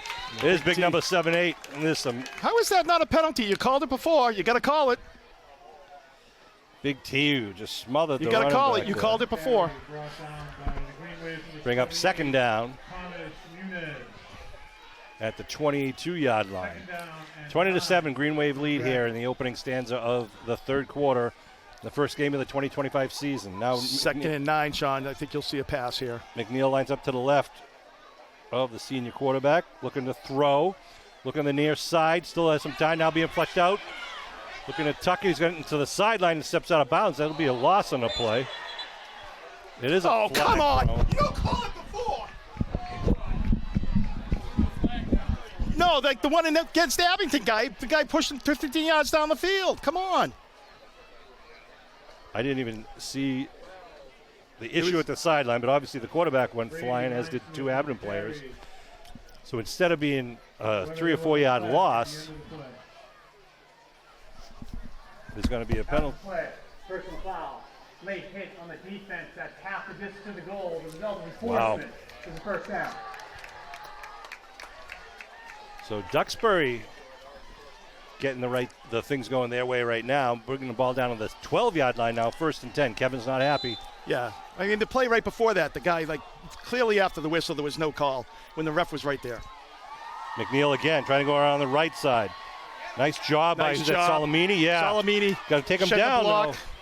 Yeah, he did a great job shedding the block and stringing him out. Absolutely, nice job by number 11 there, and a little bit of help coming up from behind. Stopped by the Green Waves, number 11, Ryan Salamini. No gain on the play. Brings up a 2nd down and 10 for the Dragons. Ian McNeil's a senior running back. We're number 4, who's done the bulk of the damage here. And I'm watching the signals from Duxbury. The guys with the orange. I know, doing different things. Yeah. Shotgun formation once again by Ryan Smith. Looking to throw. Looking to the near corner. Now across the middle, puts it up, and it's incomplete. Intended receiver was Selesky. Ball thrown a little bit high. He puts a lot on that ball. He does. He really fires it. He's got a cannon. 3rd and 10. Big play here for the Green Wave defense. Ooh, baby. I know it. Opening drive. I'd go for a run here with McNeil, Sean. You had a good luck getting down here. You know, they really haven't done anything pitching outside running-wise. Nope, it's going to be a fake it to him, looking to throw. Little screen. Little bubble screen out in the near side. Nice tackle. Down. Patterson with the tackle. It's going to be 4th down here, Sean. On the 5. 4th and 2. 4th and 3. 4th and 2. 4th and 3, it looks like. At the nice save there by line. Patterson, just diving at his feet to get that ball. Save that, make it a 4th down situation. Brings up a 4th down and 3. 4th and 3 at the 5-yard line. Do they go back on the ground to McNeil? They go in the air with Ryan Smith. Get a 1st down here on 2 yards, so I'm looking to see them do that. Nope. Looking to throw. Going to the corner. He's going to be wide open, and it's going to be a touchdown. Selesky. Right? It is Johnny Selesky, number 2. And the John Selesky fan club is very happy up here to the right side. He's a parent. His mom is from Abington, but still not happy he scored. But a nice 5-yard pass to Selesky. 2013 here.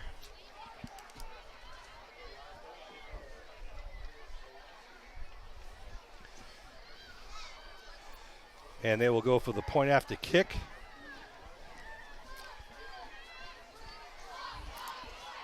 The lefty kicker lines it up with 9 minutes exactly left on the third quarter clock. I don't know, they're taking snap. That's good. So Duxbury's perfect on the PATs, makes it 2014. With 9 minutes left to go in Hammond the has third his second quarter. PAT kick. The score here at Memorial Field is Abington Green Wave 20, Duxbury Dragons 14. So a 3-minute drive there. Fans, while I have a moment, I would like to thank Moved him down. What they started at from the 27, 28-yard line. 28, Yep. so it's a 60, of this telecast 72-yard drive. Matt Lyons, Yep. Paul Watson, 3 minutes. and David Bowen, along with And- Abington needs to tighten up. They did, kind of had some good things, bad things there, but they clearly just gave up too many big yards, too many big plays there, Sean. They can't give up 10, 12 yards on a carry. So the Green Waves just got to tighten that up a little bit as they come out here for the second half. Let's see how Duxbury treats this kick now. If they're going to scrub it down and go deep. Hammond will do the honors once again. One of the captains. The last time they kicked it away from Salamini, but they got Naz out there, number 4. Yep, back with Naz. He's got the wind Tate sort of Erickson. at his back. It's kind of coming across Memorial Field. A little bit at his back.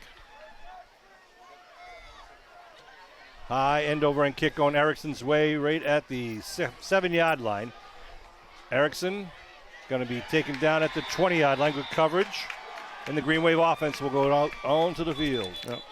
Where's the whistle? So we got an injury. Looks like a cramp. Cramp by number 50 there for Duxbury. Abington wants Charles Martin. like to put together a nice systematic 80-yard drive here.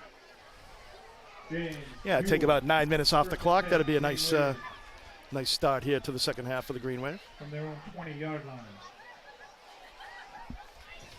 Upcoming games, the Green Wave are going to be traveling next week to Apponequet for a 6:30 start at Apponequet Regional High School, which is in Lakeville.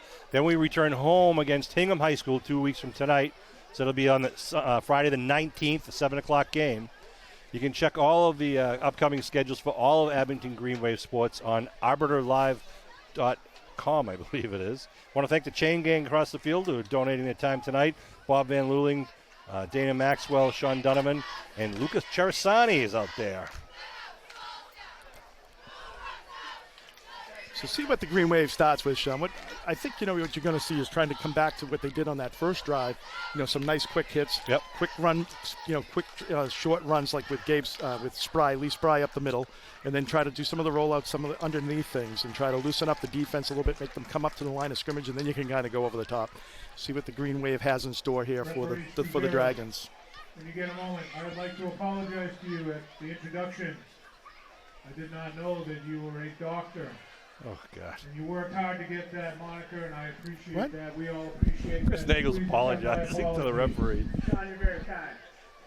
It's okay if you keep that between you and me, though. Doctor. You earned it. Dr. Strazario. The referee, Dr. Strazario, and Chris Nagel is kissing his butt right now in the third quarter. He's hoping that he doesn't have to make a co-payment. Got Hammond out there. He's a mailman as well, That's right. Sean. So I want he's to the guy that always delivers the right call. want to send a shout out to our cheerleaders who are down below us on the track.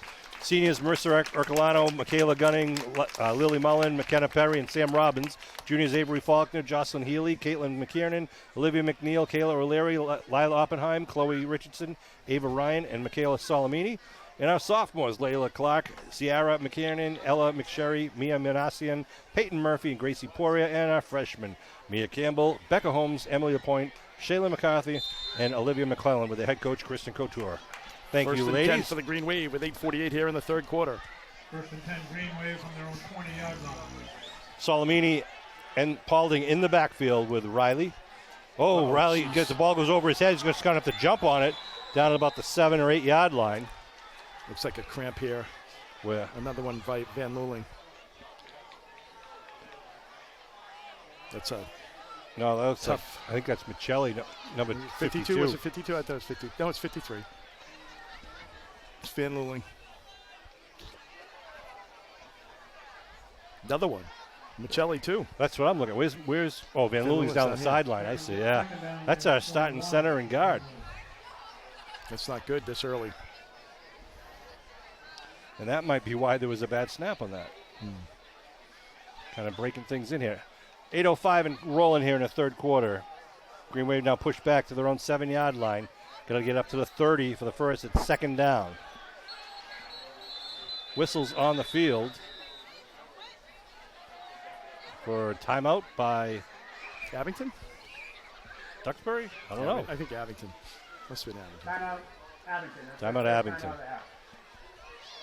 7:55 on the clock. 20-14 Green Wave lead, and they have the ball here in the third quarter, Kevin. Yeah, I mean, the thing is you get that, huge play there. Obviously, like something went on there with the snap there.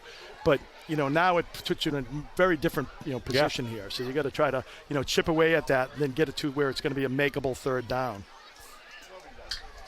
Like I think this might be where you do a draw play or something like that. True, we haven't seen one of those yet. They did try the screen. But I think also when you have a second and 22, the screen is kind of a play that they'll be looking for. Great crowd here in the bleachers at Memorial Fields. Yep, wraps all the way around. Beautiful night, no rain, nice little breeze. Showing tonight. Good crowd watching it live. The boys down in Clemson, hoping for a big Clemson game this weekend. It's a dry campus, right? Depends what room you're in. Second and 22. Second down. Green Wave, their home green. Patterson out wide right here. Maxwell on the other side, on the left. See if Duxbury tries to blitz here. Now they put a max man in motion, they pitch. The Salamini's pass. Throw. He's got him open. Throwing down him. Patterson gets it to 40, up to midfield and steps out of bounds. What nice a great play. selection. Great call there. From the 7-yard line, Salamini lays it up for Patterson. Wow, Salamini, what a great game he's had tonight. And Patterson right there. Look at this replay. Yeah, what a job there. What a sell. Can to come in. You see that guy bite on it down below. Look at the blocks in front. Salamini lays it up. He's behind the secondary. Over the shoulder catch by Patterson. Wow. And he gets it all the way down to the 48-yard line of Duxbury. What a great call selection. That was a great call there, right at the right time. Deep in your own end, long. First and 10. Maxwell out wide to the far side. Now you can settle down here and kind of take some time off the clock and run your offense. Timeout? What? Whistles on another timeout by Abington. I don't know what's going on. Timeout. I think they just want to make sure they put this drive together well. I think everybody they're struggling here a little bit with the cramping. It looks like. Well, this is what happened last year when we played Duxbury It's in like 2013. 2013. That was like a 4-hour game because of all the cramping. It was horrible. Yeah, Patterson's everyone. Yeah, you and I are the only ones that's not cramping, Sean. That's because, we, I don't know why. 7:41 left here on the clock. I usually get a cramp when I'm on my couch, Abington gets out of the real tough situation there at the 7-yard line. First and 10. That completion for 45 yards up to the 48-yard line. Duxbury. This is where some Abington's burned 2 of their timeouts already. Yeah. This is where Abington's using some of their underclassmen now because of the cramping. So they're going to step up against a very tough Duxbury Dragon team. Kyle Duggan out wide to the far side. Spry in the backfield. Spry gets it. A little handoff, spins forward. Picks up two. Yeah, you got Pfeiffer still out there. Yeah, number 22. 63, Sean Niles is out there as well for the Green Wave. You're talking about Matt Pfeiffer, number 51. I was just talking about his brother who was in the backfield, number 22. 59 for the Green Wave. Ben Tracy. All right, so 2nd and 8. The ball right in front of you. Great view from our vantage point up here high atop Memorial Field. This crowd has seen an entertaining football game tonight. It's been a wild game. Maxwell out wide to the far side. 2 men in the backfield once again behind junior quarterback Jack Riley. Wearing number 12. Riley heads up to Salamini. We're running on our left side. Turns it up. Puts his head down. Picks up a good 4 yards or so. So it's going to be 2nd and about 3rd and 5 here. I'm going to call it up to the 43. Yeah. Green Wave will definitely be going for it on 4th down here, so there's no question about that. So Green Wave bringing in their Van Luling checking back into the game, among others. Along with Gino Michelli. Brady Augusta got in there as well in the offensive side of the ball. He had some great plays already tonight for the Green Wave. Ward out wide to the near side with Patterson in the slot. We got Maxwell to the far side with Salamini in that slot. Riley in the shotgun. They have a blitz coming off the end. He puts it up. It gets knocked down from the blitzing cornerback.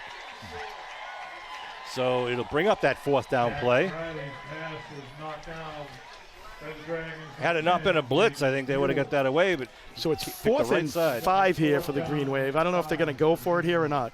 We'll pin him back. I think he's going to go for it. 6:11 to go here in the 3rd quarter. Or do you go with a long count? Try to get that 5-yard penalty. Thing is, you don't want to call it on a timeout. Yeah, you can't because, well. Maxwell out wide to the far side with Solomini and Patterson. Ward out to the near side.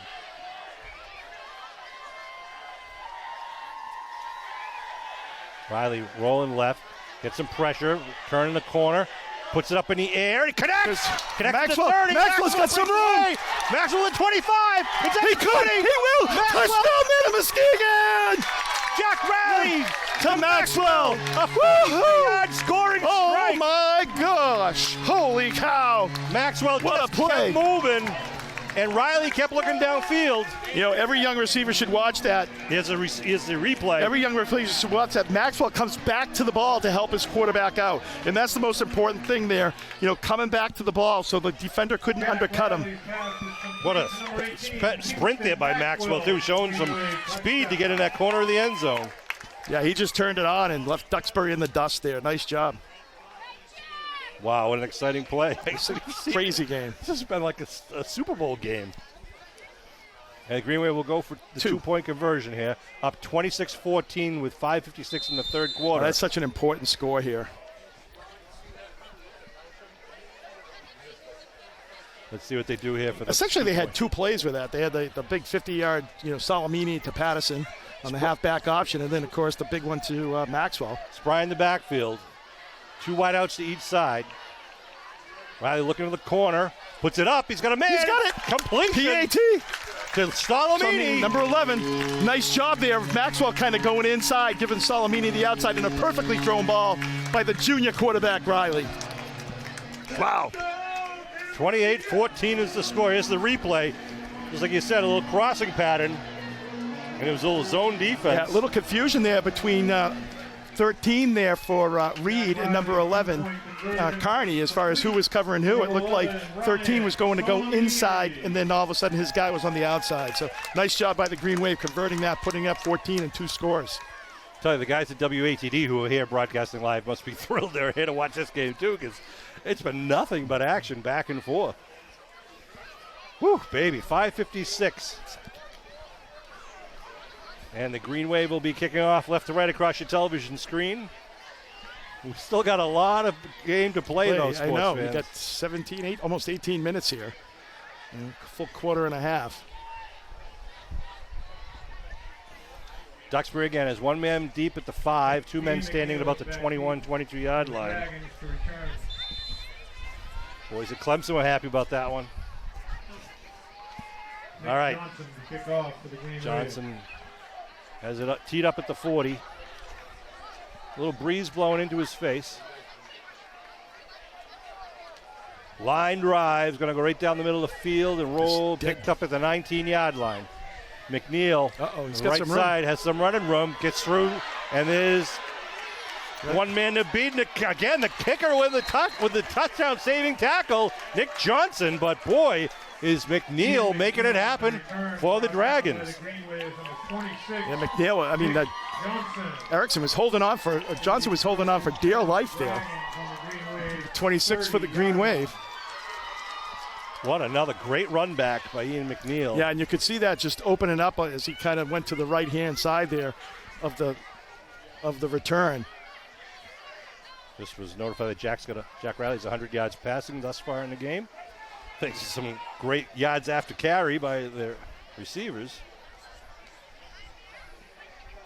So Duxbury at the Abington 30, great field position, trailing by 14 points. Waiting for the play selection. Waiting for the referee to put the ball into play here. Shotgun for Wright and Smith. They give it to McNeil again up the middle. Gets hit early, though, and taken down. Let's pick up about 5 there. First man on him was Jake Tickenoff, number 58. Nice.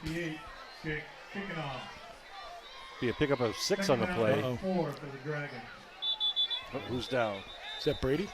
Yeah, Brady Augusta now pulling up with a cramp. Good catching. Need more pickle juice, I guess, from the Green Wave sideline. Too bad the doctor couldn't give them, a little fluid at halftime there intravenously, 5:23 on the clock. Actually, kind of, this break here maybe kind of takes the momentum out of Duxbury's sails here after that, with that big return. I mean, I remember 2013 was like just huge as far as it was like a 4-hour game because of the. I remember parents were driving down the street trying to buy as much Gatorade as they could find. It was just, but as you know, once you cramp up the first time, it's tough to stop. So we'll see what happens in the next. Well, hopefully Brady can get back out there. Again, a reminder, next week's game is at Apponequet Regional High School, 6:30 start. And 2 weeks from tonight, we'll be playing home against Hingham High School, which is another higher division team, the Hingham Harbormen. Second down and 4 now. The ball at the 24 of the Green Wave. Looking to throw. Ryan Smith coming down the near sideline. He's got a man open in the end zone. Touchdown. And it's a touchdown from 24 yards out to number 11, Jack Carney. He's been looking for that all game. Yeah, that's a nice play, nice throw. Great catch. Number 11, Jack Carney. And they get 6 on the board pretty quickly there after that big kickoff return to make it a 28-20 game. And they're going to, they're going to go for the 1-point kick. And keep it within 7. Well, thus far, their kick has been money. Gavin Hammond, senior. And the holder is Sam Chesney.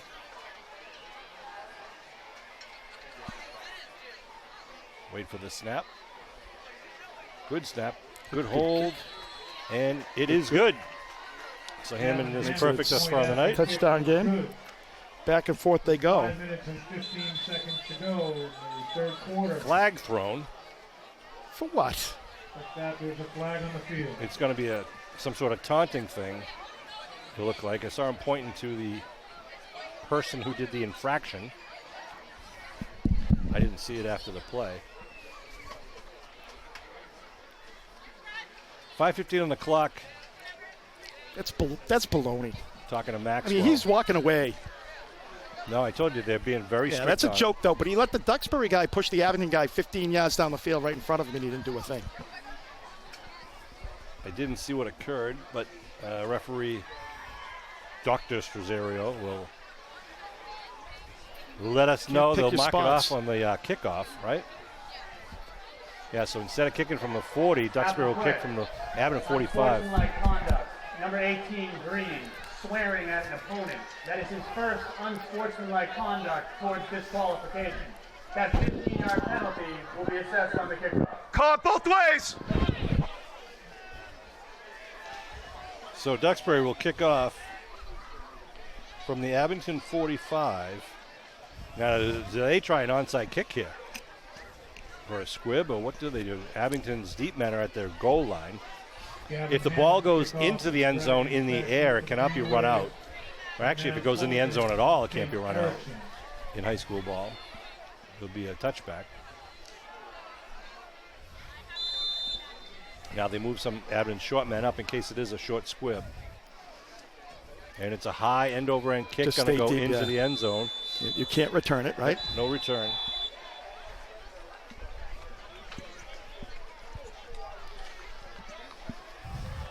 So the Green Wave will take over at the 20-yard line with a 7-point lead, 5:15 in the third quarter. Ooh, baby. And Abington's got to keep trading blow for blow here. They do. They got to come back here. 1-point score. We're talking the explosiveness of Duxbury, and I think that's the thing. They got to, keep that 2-touchdown lead because they. It's difficult, too. I mean, Abington doesn't have the depth because they're not as big as Duxbury as far as size-wise, so they don't have... Numbers-wise, they don't have as many kids on the bench. And I think you can see that a little bit, the kids that, that's how the division you got set. sophomores going in, right, and that's the different divisions. Number of males or student population, so Division 4 is a larger size school, larger male population. Division 6 is smaller. Division 7 is even more smaller, and 8. So shotgun for Riley with wideouts to each side, 2 men in the backfield. They move Salamini now out, and they hand it off, though, to Naz. He gets hit in the backfield, though. Good defensive play. Going to be a loss on a play of about 3. Naz has not been able to get open, into the open field yet. Yeah, it seems like he's trying to pick his spots, and you got to, I think, just run to the hole. He's taking himself out of the game too. Maybe that's why he was looked like he was a little slow off the mark. There might be cramping. Piper number 22 checks in along with Riley Pease number 84. Maxwell will get to the sideline. I said it, but it is a beautiful night for football here. So September 5th. Second and 13 here for the Green Wave. Patterson out wide to the far side. Salamini's tight to the right side.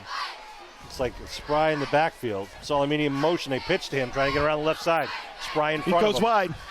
Salamini still on his feet. He's going to get the first down. Nice play there by Salamini. Nice blocking downfield by Spry and his teammates. It looks like Duxbury might be cramping up there too. It's number 1. Jake Falls. I can see Van Luling stretching out his. That's a nice play there by Salamini, getting that edge and showing his burst of speed going up. Here's the replay.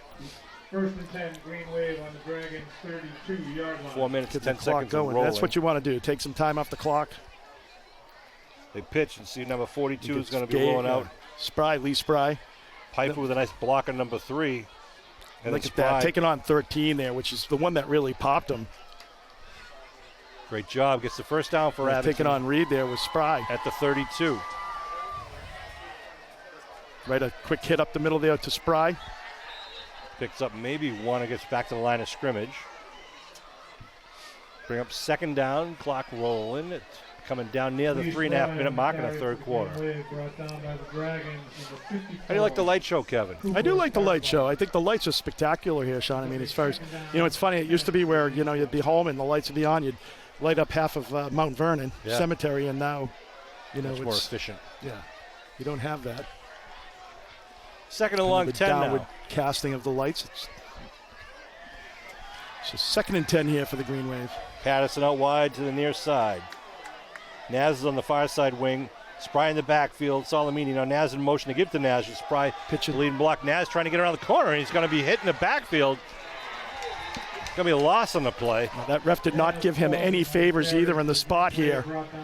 I mean, his forward progress was stopped at about the 31, 32. I mean, at the 27 there, 26. I think Naz is a little injured or so. He's just looks groggy there walking on the sideline. I think Duxbury's a team that's very fast sideline to sideline, Sean. So it's really tough to, kind of do the pitch because the team kind of flows very well to the ball in that instance. I think Naz had a hip injury early in the preseason, and I think he's nervous about that. And it's a little tender. But hopefully he'll be able to bounce back in the rest of the season. Third and about 16 here for the Green Wave. It's kind of exactly where they've wanted to be so far this game. Maxwell out wide, very wide to the far side. Slot formation.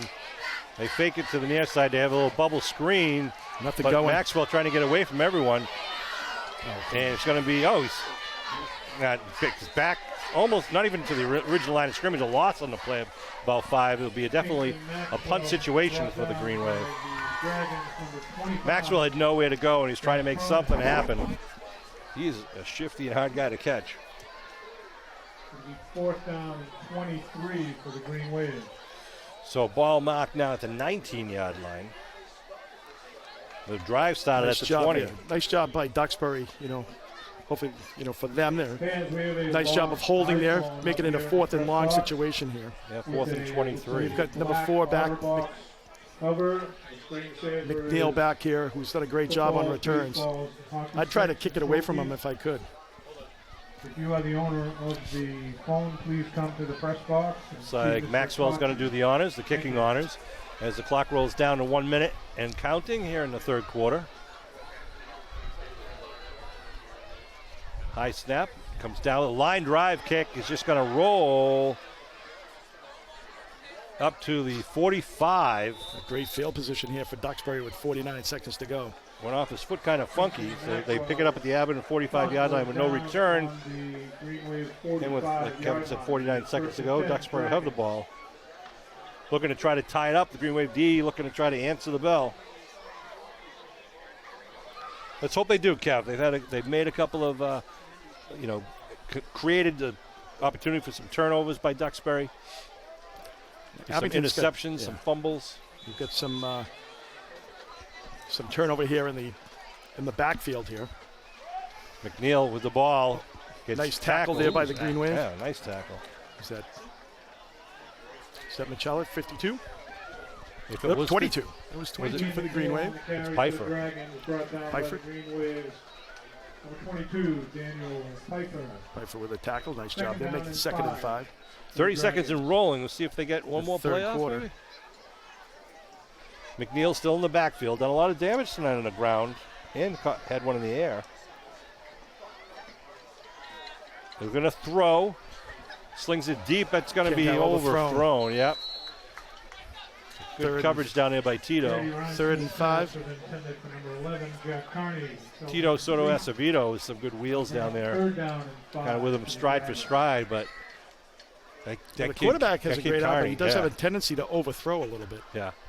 So I think that's where, if you get him in the middle, that's where you can have a lot of turnovers like we had in the first half because, you get tip balls, all those different things can happen. When you're on the outside, it's a tougher ball to throw. His completion rate is much lower, but at the same time, though, it's like there's not as many interceptions. The incomplete pass stopped the clock at 10 seconds, so it's shotgun. Big rush by the Green Wave. They set up a little screen, and McNeil at the 40, still on his feet, and gets taken down, gets the first down with no time off the clock. Maybe they'll put one more. I don't know. What do we got here? Ryan Smith's pass was complete. Number 4, Ian McNeil. And a Green Wave player back down behind the play. That's Patterson, number 3. He was brought down by the Green Wave, number 5. Comes up limping a little bit. I don't know if it's a cramp. Yeah, it looks that way. So it's the end of the 3rd quarter.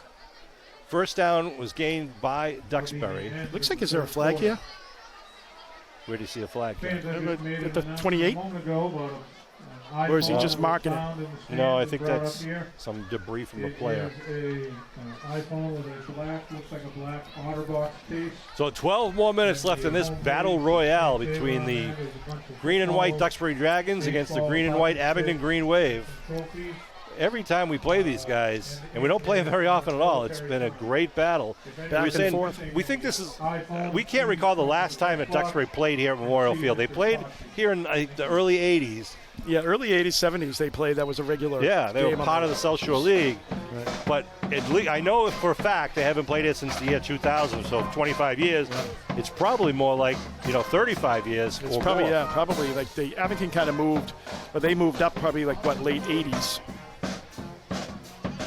Sean Riley and Kevin Whalen bringing you this Abington Green Wave football action. Working behind the scenes of this telecast is Matt Lyons, Paul Watson, and David Bowen, along with Abington Cam interns and Abington High School students Nathan and Aiden Calcano de Silva and Drew Flaherty, who collectively assisted to produce tonight's television live stream and replays of the game. Any comments, concerns, complaints, please send your comments and a $20 bill to 1600 Glenowitz Way, 1600 Pennsylvania Avenue.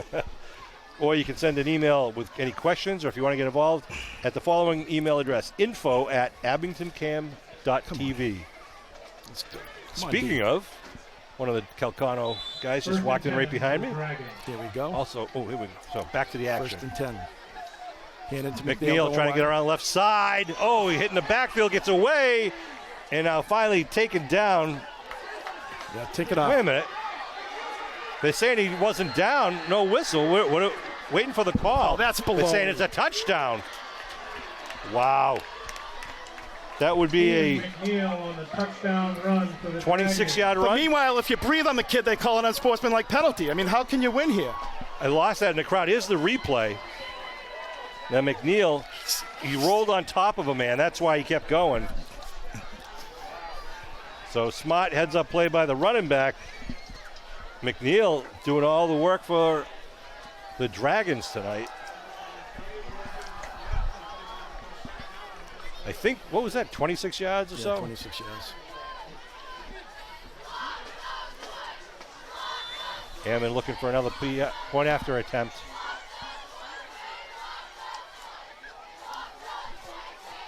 And it is good.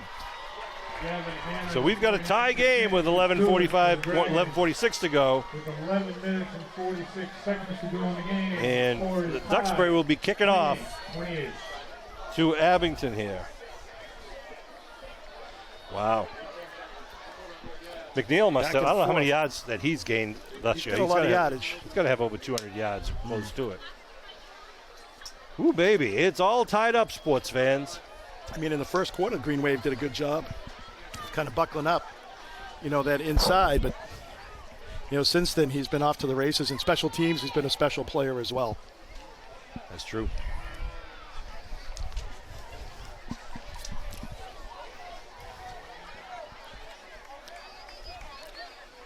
Once again, we travel down to play the Apponequet Lakers next week on a Friday night. 6:30 start instead of the regular 7 o'clock start. Then Hingham High School comes to Abington on the 19th of September, a 7 o'clock home game for Abington. And as we wait to kick off, left to right across your television screen.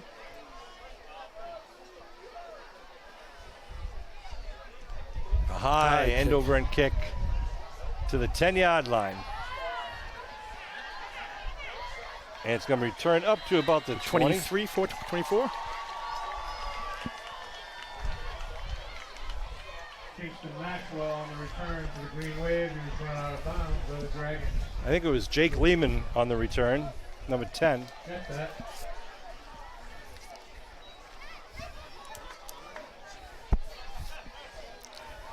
Ball be marked at the 24-yard line. Jake Lehman on the return to the Green Wave. It'll be 1st and 10 Green Wave on the 24-yard line.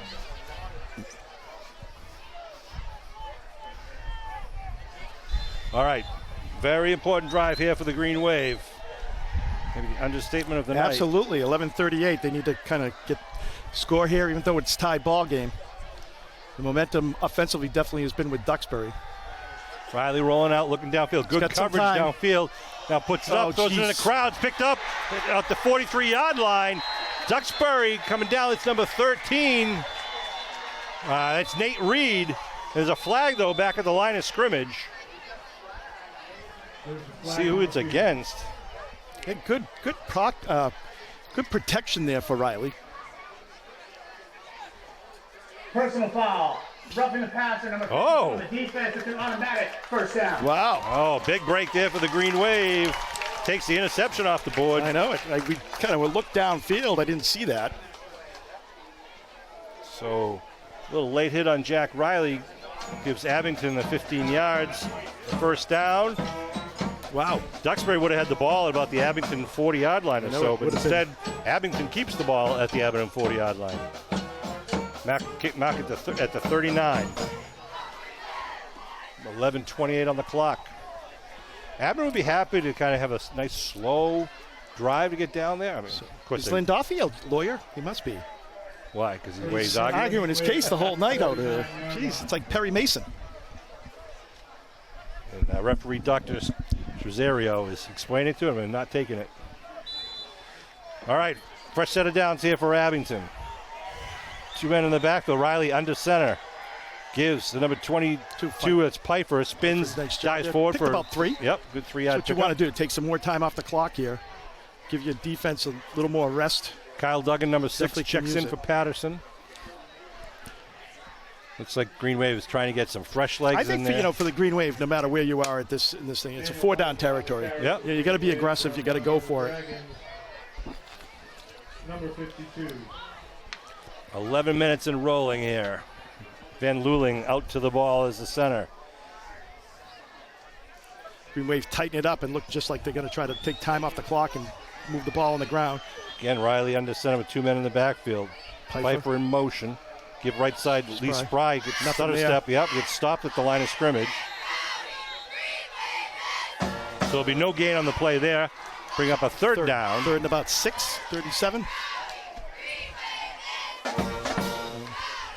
Now looks like 28-28, all knotted. Brendan Ward, number 2, checking in. He's been a tight end for the Green Wave. Yeah, he does a little running back. He's a receiver. He's a tight end. He's a cornerback or a D end. One or the other. Clock continues to run as we approach 10 minutes to go in the final stanza. 28-28. What a ball game we've watched here tonight. It's been crazy. Riley calls his cadence. Puts a man in motion. Fakes the handoff. He's rolling. He's got pressure. Nice block behind him. Dumps it underneath. He's got it. Nice spin move. He's got the first down. If they give it to him, I think they got it. They got it. He definitely had it. He rolled, kind of turned, and that second time he turned to that extra, but it's right there. He definitely had it, though. I got to measure that. It's either the first or they're going to go for it. Well, it's right on the marker, so wherever they put the ball. Why is he looking at the stakes? He should put the ball down. You got him.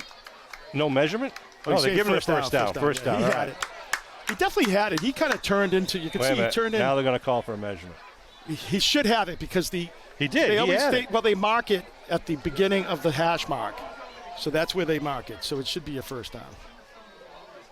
I mean, in my view, it looked like Spry was over the 49. See, this is what happens, too. The refs move it back to where they think it's a first down, and then when they go to measure, they moved it back a couple inches. Well, and when the guy was placing the ball, he was kind of looking down to see where the marker was. Right. So why? You should be placing it with the ball. Right. Stop. So if you had a replay, you could see Spry definitely made it over the 49-yard line.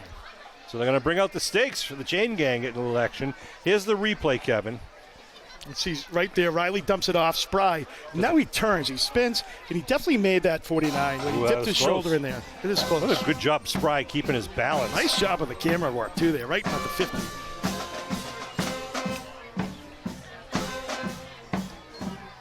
Just need the nose of the ball. First down. It is. First down. I think it's like an inch or two short. And he's got to bring the card out. He is. He's trying to see if he can get a credit card through there. They didn't teach this in med school. Watch this. Let's see what this is going to be. If he puts a fist in the air, it's fourth down. Oh, they're saying it's like 2 inches. 2 inches going to be a fourth down. Critical play here. I tell you, referee Strazario has heard it from both sidelines tonight. There's been a lot of wild and weird calls tonight. You have to go deep into the rule book tonight. So do you hard count? Make him jump offside? Well, you just don't want your guys to jump off sides either, though. I think you just go right up and mano. 4th and 2 inches at the 49-yard line. Green Wave needs to get this first down to keep this drive alive and maintain possession. Let's see what they do. Spry is out there in the backfield. Big T, number 78.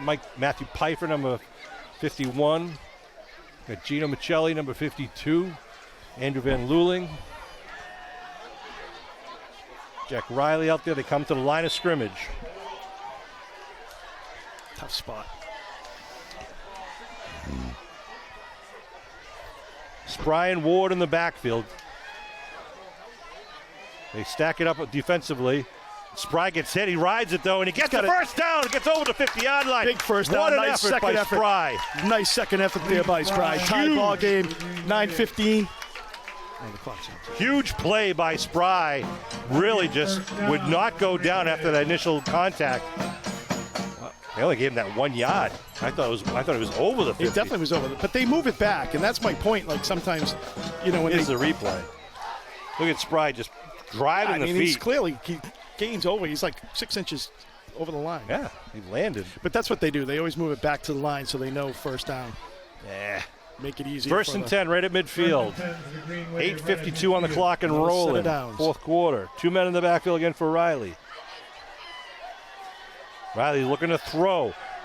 Looking for Maxwell, the chair pad, and going deep. He's going to safety behind him. Oh! And it's going to be picked off. Is he out of bounds or inbounds? They're going to say he caught it back at the 17-yard line, 18-yard line, and stayed in bounds. The safety coming over the top. Jack Carney. Wow, want another turnaround. Ugh. And I'd like to see the replay. here comes the replay. See if the safety catches it, has his feet. He did. Little Stutters, nice job at the 18-yard line. So they get the ball at the 20 or the 18. Well, defense is going to have to step up here, get the ball back for their offense with 8:30 to go in the ball game. Wow. This has been unbelievable. So now Duxbury with 8:30, as you said, on the clock. What are you thinking, Kevin? Oh, I mean, the Green Wave's just got to have some stout defense here. Hopefully, they can get the ball back in good field position. Do they go back on the ground to McNeil, or do they try to strike deep? I'd kind of do a good balance attack. Ryan Smith, whistles at. It's going to be a motion penalty. Yep, 5-yard penalty against Duxbury. Like to see the negative 5 yards. Wish I had a camera in the press booth right now so you could see what Matt Nelson does behind the scenes as the producer. I know, with the nice graphics the laptop going, the graph, yeah. Nice addition. Of course, the Keith Lockhart of the group is Kevin Tachi. Kevin Tachi is here, supervising, monitoring, mentoring, and does it all. Eating peanuts. Popcorn. 1st and 15 for the Dragons. All right, they look for the play in from the sidelines.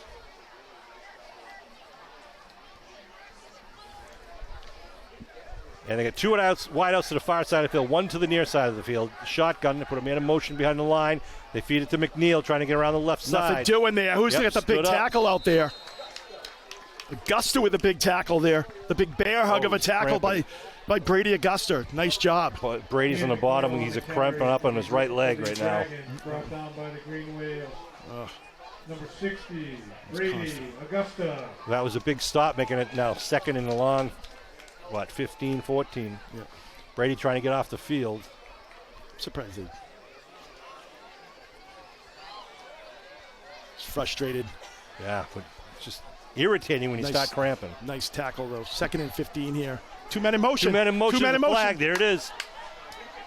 Incomplete pass. Flags on the field. That'll be a 5-yard penalty. So both men were in motion. You have to both become set before it's a penalty. So do you take it and make it move back second and long, or I think they blew the whistle before. They blew the whistle. Was it a dead ball? Yeah. No, but it can't be. Yeah. Illegal shift on the offense. That penalty is declined. Yeah, make it third down. Okay. I thought I heard the whistle, though. That's why. No, because if two men move, they can. If they both stop, you can go. Right. So now it's third down and along 15.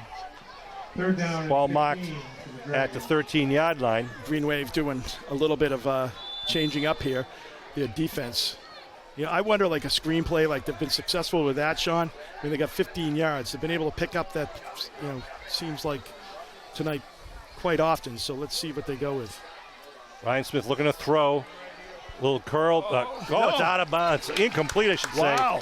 4th down. Green Wave defense holds deep. It's crazy. Everybody's moving the ball at will. Then all of a sudden, no one can, right? Right. Wow, 28-28, 7:41 to go. Yeah, here comes the punt team. Green Wave should get the ball back in pretty good shape here.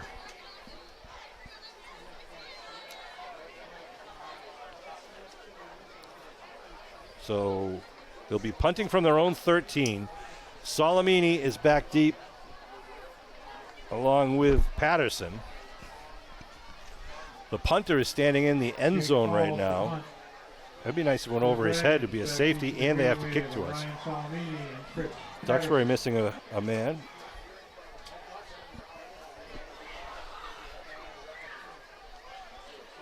Punter looks like, is that Jake Falls, number 1? It is number 1. Kicking, line of scrimmage is the 13-yard line. Good snap. A nice punt. Patterson at the 42 fakes it. Kicks it up. Nice tackle 45. At the 45. Sorry, at the 40. Solomini might have had a nice little runway down there, Sean, on that right side. But the Green Wave have a good field position on the Duxbury 45-yard line. 7:31 tie ball game, 28-28. See what they do here. Green Wave 45 yards away from pay dirt, but the Duxbury defense has been toughening up and stiffening up in the second half.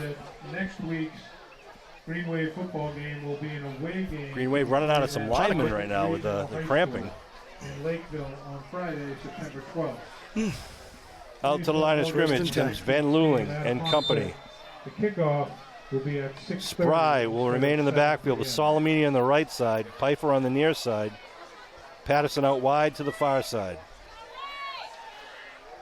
Up the middle is Spry. Spry, nice quick hitter, picks up 4. Yeah, maybe 3-4 there. Nice job. Lee Spry on the carry. I do like that quick hitter. It almost doesn't seem like it makes sense that you want to do it. Why are you running right into the middle where all the defense is? But it's the quick hitter has always been you get that 4 or 5 yards, and that's where it's tough carrying, but at the same time, it's just such important yards because it keeps the defense kind of bundled up there. They need to stop that. Yep. So you get. But here's the good thing: you've got 4 downs here. You're already at the 40. Augusta's trying to work off the cramp on the sideline.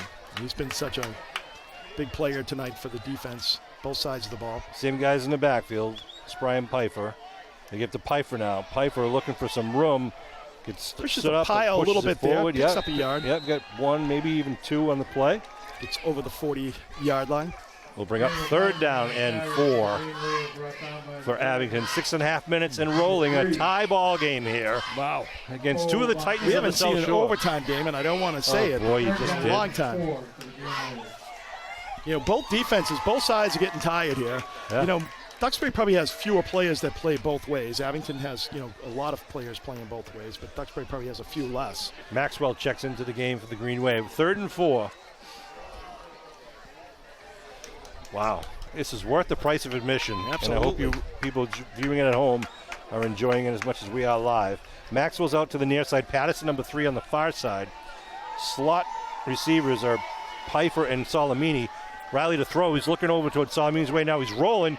Tucks it. Throws it. Oh, did he hit that completion? He did complete it. Patterson wow, what a catch. with the first down. Holy what a cow. rifle shot there by Riley. With the catch? Patterson. Patterson. And that's a first down. Wow, keep the chains going. Great play. Riley just rolling out, giving a little more time to himself there. It's just a laser beam right into the gut of Patterson. And nice job by Patterson. Here's the replay. Over there. So Riley just always looking. Nice job as he's going out of bounds. Ball at the 33-yard line now. 1st and 10, first set of downs in Duxbury territory. 5:46 on the clock. Pfeiffer and Riley coming out, number 22 for the Green Wave. Van Luling. You can cut the tension. It's quiet between plays out here in this big crowd. Again, Spry in the backfield. Pfeiffer goes in motion. They give to Spry on the right side. Did a little hop step there. Nice job. Picks up another chunk, about 4, maybe 5 on the play. Little hurtling there. Lee Spry on the carry. Oh, the good news too here, Sean. You don't want to get ahead of yourself, but coming into 5 minutes and 30 seconds here to go. The Green Wave, if they score, they could take another couple minutes off the clock here and only give a little bit of time to Duxbury to score. Yeah. 2nd down, an obvious 5 yards to go. 5:13 and rolling. Spry takes a breather on the sideline now. Obvious 5. Give left side to Ward. Gets hit in the backfield, still on his feet. Keeps going. Nice dives job, forward. It's back to maybe the original line of scrimmage. Maybe a little pickup there. And that was a nice play because he was stopped in the backfield, but he was able to get loose there and get back to the line of scrimmage. I said obvious 5 because Chris Nagel, the public address announcer, said 4 yards.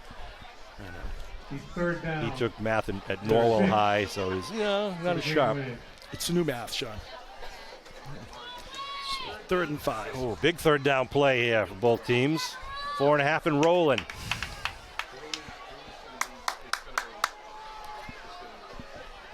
Green Wave break their huddle. Jack taking off number 58 is Patterson on the near side. Solomini in the right wing goes in motion. They pitch to him. Coming right at you, trying to turn the corner. He's going to run out of real estate. It'll be short of the 1st. Bring up a 4th down decision here for the Green Wave. I don't know if they picked anything up. Is there a flag? There's a flag down. Is that a face mask? There's a flag on the 30-yard Looks like line. a face mask? For the Green Wave. That's what it looked like he was signaling. Yeah. However, there is a flag on the field. Here's the replay. Flag way over there, see too. it. There's another flag on the other side of the field.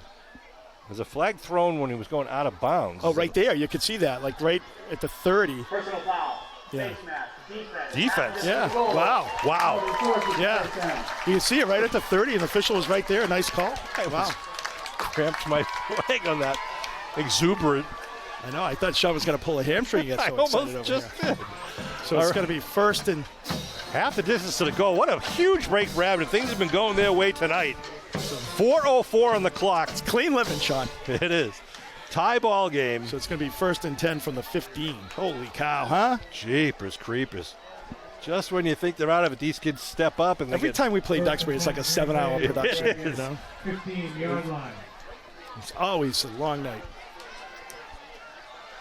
Duxbury, a perennial visitor to the Gillette Stadium State Championship. They've had a great run over the last, quarter century, that's for sure. Talk about building All confidence sports, for the, too, like, building hockey. confidence for the Green Wave for this upcoming season here, the way they've been fighting against Duxbury. Hockey, lacrosse, I mean, they're just Solomini and Spry in the backfield, first all and great 10. programs. Spry gets it to the right side. Nothing Not to much it. there. Be held up at the line of scrimmage and bring up second and 10 at the 15-yard Come line. down to under 4 minutes here in the ball game.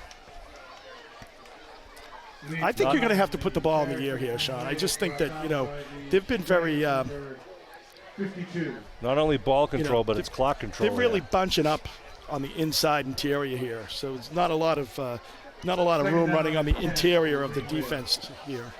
So I think you need to kind of spread it out a little bit and maybe do something underneath. I just can maybe underneath, but they haven't had to go underneath. They haven't been able to go underneath. They've been going into the corners and going deep, Right. and they just don't want to see an interception and give them the ball No, with 3 minutes absolutely. to go. No, I totally get that. Here's Patterson on the near side, wide out. Solomini and Spry in the backfield. Solomini gets the handoff, looking for a hole. He's kept it up. He's got it. Steps it up. He gets the up to 10. the 10-yard line. It'll bring up third down. Third and 10. So 3:08 to go. Wow, coming under 3 minutes in the ball game. Oh, Matt Nelson's watching the game. Solomini on the carry for the Green Wave. Says last time we played, we made Duxbury's sports going to call a timeout here. So they stop the clock because they need to keep time on the clock in case they get this ball back. With the ball at the 11-yard line, third and 6. 3:02 on the clock. Sean Riley, Kevin Whalen bringing this Abington Wow. Green Wave football action as we've done for what? 30 some years? odd years. 30 some odd years. It's been a long time. You don't look any older. I don't. Fans, the Abington High School Athletic Hall of Fame is Great crowd from the Abington Green Wave and Duxbury Dragon High School here from both schools. It's Botox, Sean. Nomination forms are now being accepted at the Abington Want to thank the High School Abington Athletic DPW for helping get the field ready. They cleaned up a lot around the edges of the Memorial Field complex. I really want to send a shout out to Peter Serino, who, as you know, I've been working with for this great project to redo Memorial Field, bring in the new lights, build that beautiful JV baseball stadium that we can see in the background there. Yeah, and I think, the field just looks spectacular. The guys did a great job on that. And one of the refs was saying how sorely needed the lights were as far as the old lights. It was very dark in a lot of the corners. And, the lights are so much better. Just a huge improvement. You remember who was in charge of installing the lights back in 1990? It was my father. I know. Jack Riley, that. number 12, and that's Jack Riley out there at the quarterback, number Big 12. grant from the trucking company, right? Yes, from Halmore Cranes helped out, but Yellow Freight Yellow Freight. was a big donor. Yellow Freight. So those 1990 lights were just, we couldn't buy pots and bulbs anymore, so the Community Preservation Committee funded the replacement, and it's been one of the best investments we could have made. So here we go, third down at the 11-yard line, third and 6. 3:02 on the clock. Maxwell goes out wide right. Again, Solomini and Spry, two of the leaders of the game in the backfield. They pitch to Solomini. Solomini trying to turn the corner. Gets a block, puts his head down. It's going to be short of the first down. Bring up a fourth down It's going to be decision. 4th and 2 here. Whew. Thought he was going to get up there. He had Maxwell and Spry out there. Spry blocking. did a nice job of blocking out there. Really kind of kicked him out. Duxbury So calls they called another timeout. So 4th down. So 2:45 to go in the ball game here. Timeout. But here's the thing: if the Green Wave They have one timeout remaining. gets this and they run the ball and run 3 plays, the game could almost be close to being over. Yeah. But we got to get this one. Got to get the first down here at a minimum. Congratulate Abington High School golf team that beat Spelman today, 136-111. Wow. I saw the JVs were over South Shore Country Club on Wednesday. They asked me if this course was hotter than Strawberry Valley. What, South Shore Country Club? I said a little bit. I think it's a lot of it. I said, nothing matches up to the Pebble Beach of the East Coast Strawberry Valley. But the Pebble Beach, huh? Well, I do gonna say the golf course. You see the similarities. It's that job. 5th hole. I mean, it looks like the 9th hole, at Pebble Beach. Hey, the Boosters Door-to-Door Drive is Sunday, October 19th. Circle that on your calendar. With Abington High School athletes, student athletes will be knocking on your doors between the hours of about 12 and 2 or 3 o'clock. That is Sunday, October 19th. We'll be giving you more information about that, but please mark your calendar. It's the biggest fundraiser of the year by the Green Wave Boosters and supports all of our Abington High School athletic programs. All right, ball is marked at the 7, 4th and 2. 4th and 2. Play of the game, 28-28. Yep. Abington keeps this. They also control, if they get this, they take control of the clock and retain possession. Spry, the sole running back in the backfield. Solomini in the left side, in the wing. Riley under center. Go right back to the wing team. Solomini in motion. They give it to Solomini. He's looking to throw. Oh, it's wide open. Touchdown! Muskegon! Touchdown! Touchdown, man of Muskegon! The Green Wave pull another razzle-dazzle. Solomini tosses it to Maxwell in the back. Oh, it reminds me, Sean, of Devin Davis down in Wareham back about 2004. What a play. Let's see that replay from Abington Cam. There's the pitch to Solomini. They all just sucked in on it just as he's going down. And Solomini just sold it so well. Just waited till the last possible second before he let it go. What a play call. What a play execution. The player of the game is Solomini for the Green Wave, without question. He's been all over the field. There's been a lot of great individual efforts tonight, but number 11 definitely shines up. And I'm sure Clemson is going crazy right now. Does Solomini have more touchdown passes than Jack Riley right now? He does. And probably Ed, too. Right now I would say he's playing the game. Spry has also been just great all game. So they go for the 2-point conversion with a 6-point lead here. Shotgun for Riley. Riley rolling. Puts it up. He's got it. There's a 2. That's Solomini, the man again. PAT, man of Muskegon. Big 8 points there, too. Wow. Well, there we go. So Solomini, the man of the hour, and Jack Riley just throwing a rifle in there. Rolling a little to his left, Riley is. Here's the replay. Riley, the southpaw, just fires it. Solomini, such great hands. As I mentioned, the baseball just player. Sitting in a spot there, just a nice job. 36-28. Shout out to Mawa, New Jersey. And the over on this game is clearly safe. Unbelievable. Wow. But Duxbury has the ability. They do. 2:40 is plenty of time for Duxbury, although they only have one timeout, right, Sean? Yeah, they've called at least the 2. Yeah, they only have one left. Thing is, the Green Wave is going to tighten up here on the special teams. Yes. They've been giving up far too much. Back. They've been giving up great field position to Duxbury all night long. So I think that they got to do. I would squib it probably. I was going to say, try to up to an up man. Do a little pooch kick. Do something like that. So we'll see. Get number 5 is kicking this time. That's Tate Erickson. Yep. Looking for one more guy, are they? And then, He's a soccer player from Scotland. We got him this off. Erickson's a tough little player. We're really happy to have him on the roster. 2:40 to go. 36-28, the Green Wave, with that big, huge 2-point conversion. Because, if Duxbury scores, it forces them to have to go for 2 also.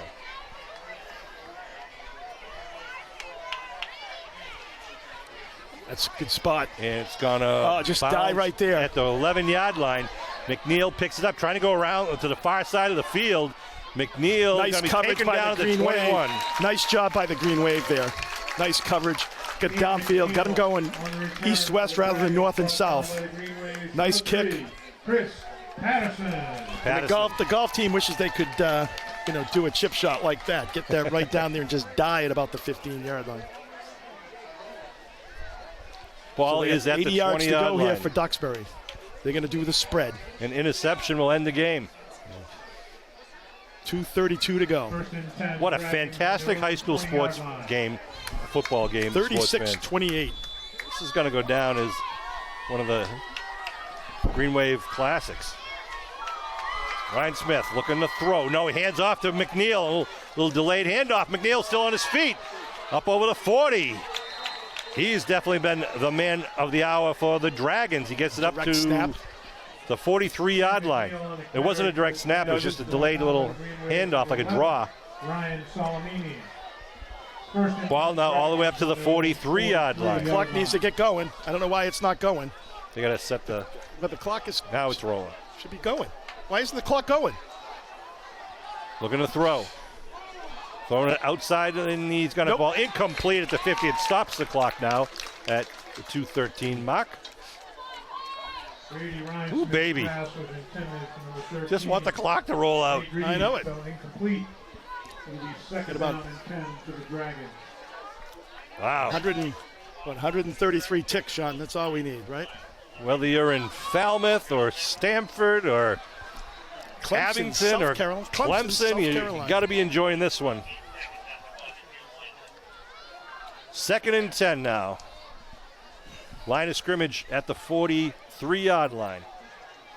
Second and 10. Ryan Smith looking to throw. Coming near you, right at you, and it's going to be incomplete. Yeah. Nice Good job coverage. by the Green Wave. It was Liam Ward on the coverage over there. Nice job. He was on him like a blanket there. Nice job making third and 10. Stops the clock at the 2:07 mark. 2:07 to go. Obviously, Duxbury cannot punt. They have to score.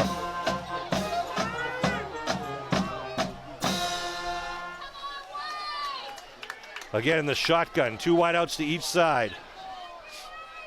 They hand it off to McNeil. Oh, McNeil in the middle is going to be tied up at midfield. Sure he won't get the first. It's going to bring up a fourth down decision here. 4th and 3. Woo. Yeah, they mark him at the 50. Clock continues to tick. Going to be a timeout by Duxbury. McNeil on the carry. The last timeout here. Brought down by the Green Wave. Number 53, Andrew Van Ryn. That is their third and final. You know, timeout. with the 4th and 3, Sean, they really do have all their options open here. They could go, kind of try to surprise the Green Wave, maybe go deep. And I think that's what you got to think the Abington coaches are saying right now, right? I mean, they got everything in there, and that's the difference between if it was 4th and 8 or 9, right, then it's a pass play, right? But now you've got McNeil who's been running, and he's been doing very well in the open there. So you got to kind of make sure you have some support at the line of scrimmage. Duxbury with all their weapons, they could do a play action here. They fake it to McNeil, then all of a sudden go up deep to like number 13, Nate Reed. Or do they try to just give it to McNeil? So minute 50 to go here, 36-28 Green Wave. The game that just won't end. I wish I could fast forward just see how this ends because this is killing me. The suspense. Yeah. What a ball game.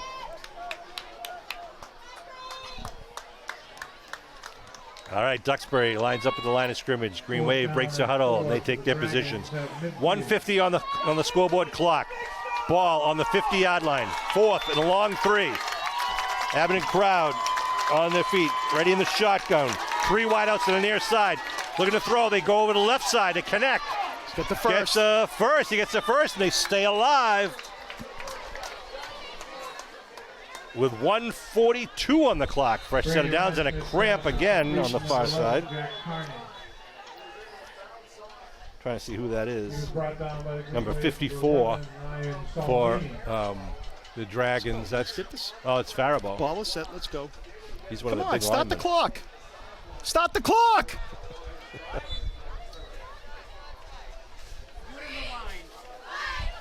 Ball set. All right, the clock is rolling, 1:30 and rolling. Duxbury waiting for the play call. 1st and 10 at the 44-yard line. Trips to the right once again. One right to the left. Looking to the right. Pressure, gets hit as he throws. Connects to Reed. Nice job. It'll stop out of bounds, but short of the first. Nate Reed on the reception, the junior. Pass was complete to number 13, Nate Reed. 1:18. 36-28. Green Wave up by 8 points. Ball at the 36-yard line. 2nd and 2. They got plenty of time.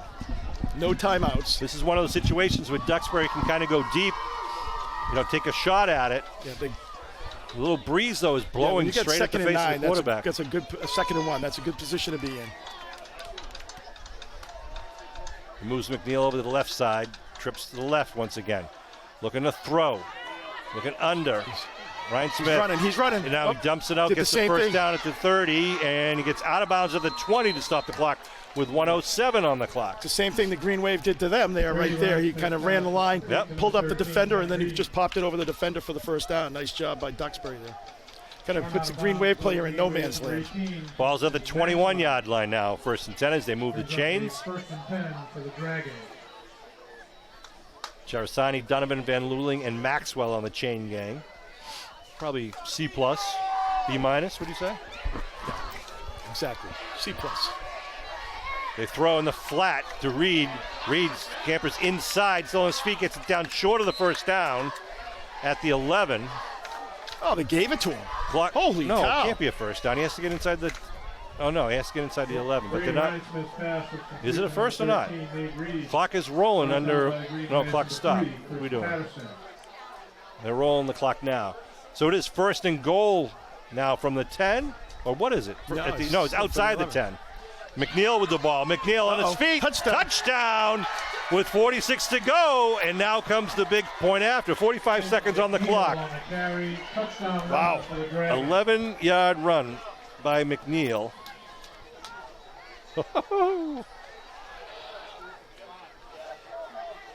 Now we know they have a great a kicker, but the kick is not enough. They have to go for 2. Do you just give it to McNeil? What do you do? Do you go into the air? I think they go to the air. I think, No timeout, so they got to make the call right now. Again, the spread offense. They got 1 wide out to the far side, 2 to the near side. McNeil in the backfield with the quarterback. And Abington calls a timeout after they see the lineup. Good decision by the Green Wave with 45 on the clock. Timeout, Abington. It does also give Duxbury a little time to talk. Are out of timeout. Oof, both teams out of timeouts. I know. Both teams out of energy. Both teams out of Gatorade. Both teams cramping up. It's been a thriller. What a game. This is absolutely just been back and forth. The Abington Green Wave have taken every punch. I don't even know what the Abington rule, the overtime rules are. I don't either. I mean, I don't know if they go 25. I don't know what they do. Dave, Abington Green Wave have stood up to this great team from Duxbury, Division 4 perennial champion. Well, Duxbury, they played having, 4 turnovers in the first half have really overcome that, so you can see their resilience as well. But Green Wave has had a good night tonight. Put it themselves very well against this Duxbury team. So here it comes. If they stop the conversion attempt, the Green Wave will basically win the game. There'll still be a kickoff, and the Green Wave have to run the clock out, but both teams are out of timeouts. If Duxbury scores, we may be heading to overtime. Again, McNeil in the backfield with his quarterback. Ryan Smith fakes it, looking to throw. Big rush, throws it underneath, and it's connected. It's completed to tie the game up. To Jake Falls. Nice play. Good coverage there by the Green Wave, too. They just get into the hands. They got 45 seconds here to go. With 45 seconds to go in the game, the score is tied. 36. 36. Wow. 36. Who would have put odds on that? I know. These two teams. Back and forth. So Duxbury will kick off to the Green Wave with 45 seconds. Let's see a Solimini run back like he did last time we played it. You got number 10 out back there for Jake Lehman and Solimini there, number 11. All right, all tied up at 36. So do you kick it deep, Kevin? You got to think you do, because if the coverage can keep them inside the 30, it's a long field with only 40-something seconds. You know what, though? If you keep it to on the inside the 40 shot, I think that suffices. 45 seconds. They got no timeouts. Solimini standing on the 10 as the near side, and Jake Lehman on the far side at the 10. Here we go, sports fans. High kick. Going to Lehman over at the 14-yard line. Lehman going to be taken down at the 16-17 with the Abington offense. Just less than a minute to go. He's got to take care of the ball here with 41 seconds to go, Sean, too. Tell you, Duxbury's had some good kickoff coverage tonight. Yeah, they do. They've been good, solid on special teams with good returns and good coverage. Absolutely. First and 10 Green Wave on their own 18-yard line. They mark it at the 18 for the Green Wave. Looking for that 82-yard play right now. 41 seconds to go. Jack Riley, the junior quarterback, had a good, strong game for the Green Wave. Sends out Maxwell to the far side with Patterson. Ward to the near side with Solimini in a tight slot. They hand it off up the middle to Spry. Gets up to the 19. No timeouts left on either side. So the Green Wave looks like they might be playing for overtime here. Yeah. I mean, you don't want to throw an interception and then give them a chance to throw. And they got to let the clock roll out. So, ladies and gents, we are going to overtime here in the first game of the season. For the first time forever for the Green Wave. I can't remember the last time. Just the one with oh my God, I can picture it. When we picked it off in the end zone. Oh, that was Whitman Hansen back in 2004? 5? Yeah, I don't know. Whatever, but I remember that. Yeah, that was the last time. I think that I remember overtime. Russell, I think, had the interception. Yeah, Jeremy Russell had the interception, brought it all the way back. Wow. ATD's running out of commercials right now, I think. 36-36. That's the end of regulation. There will be. The officials should be getting overtime at this point, Sean. 3-hour game. And, you know, any good PA announcer would know all the rules so he could explain it to the crowd. But we'll wait for the referee to do that for us. The official has to use the porta potty.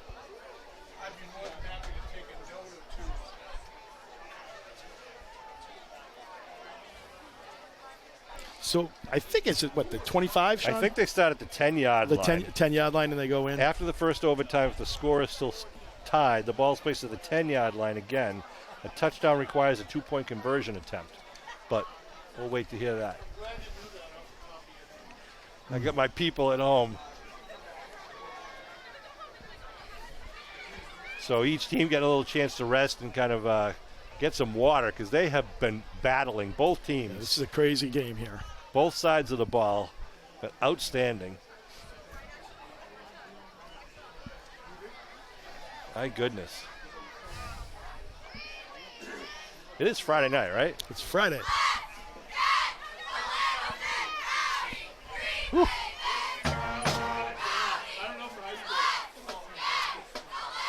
Green Wave cheerleaders down in front, as they said. Marissa Ercolano, Michaela Gunning, Lily Mullen, McKenna Perry, and Sam Robbins are the seniors. Avery Faulkner, Jocelyn Healy, Caitlin McKinnon, Olivia McNeil, Kayla O'Leary, Lila Oppenheim, Chloe Richardson, Ava Orion, and Michaela Solimini. Juniors. And then sophomores, Layla Clark, Sierra McKernan, yes, Ella McSherry, Mia Manassian, Peyton Murphy, Gracie Poirier, and freshman Mia Campbell, Becca Holmes, Emily LaPointe, Shaylin McCarthy, and Olivia McClellan. You were about to say, Kev? No, I was just going to say that, just think about all the different plays defensively, offensively tonight. God, it's just been on both sides of the ball from Duxbury and Abington. It's just been a crazy game, and what a start to the 2025 season. Definitely worth the price of admission. Yeah. How much did you pay?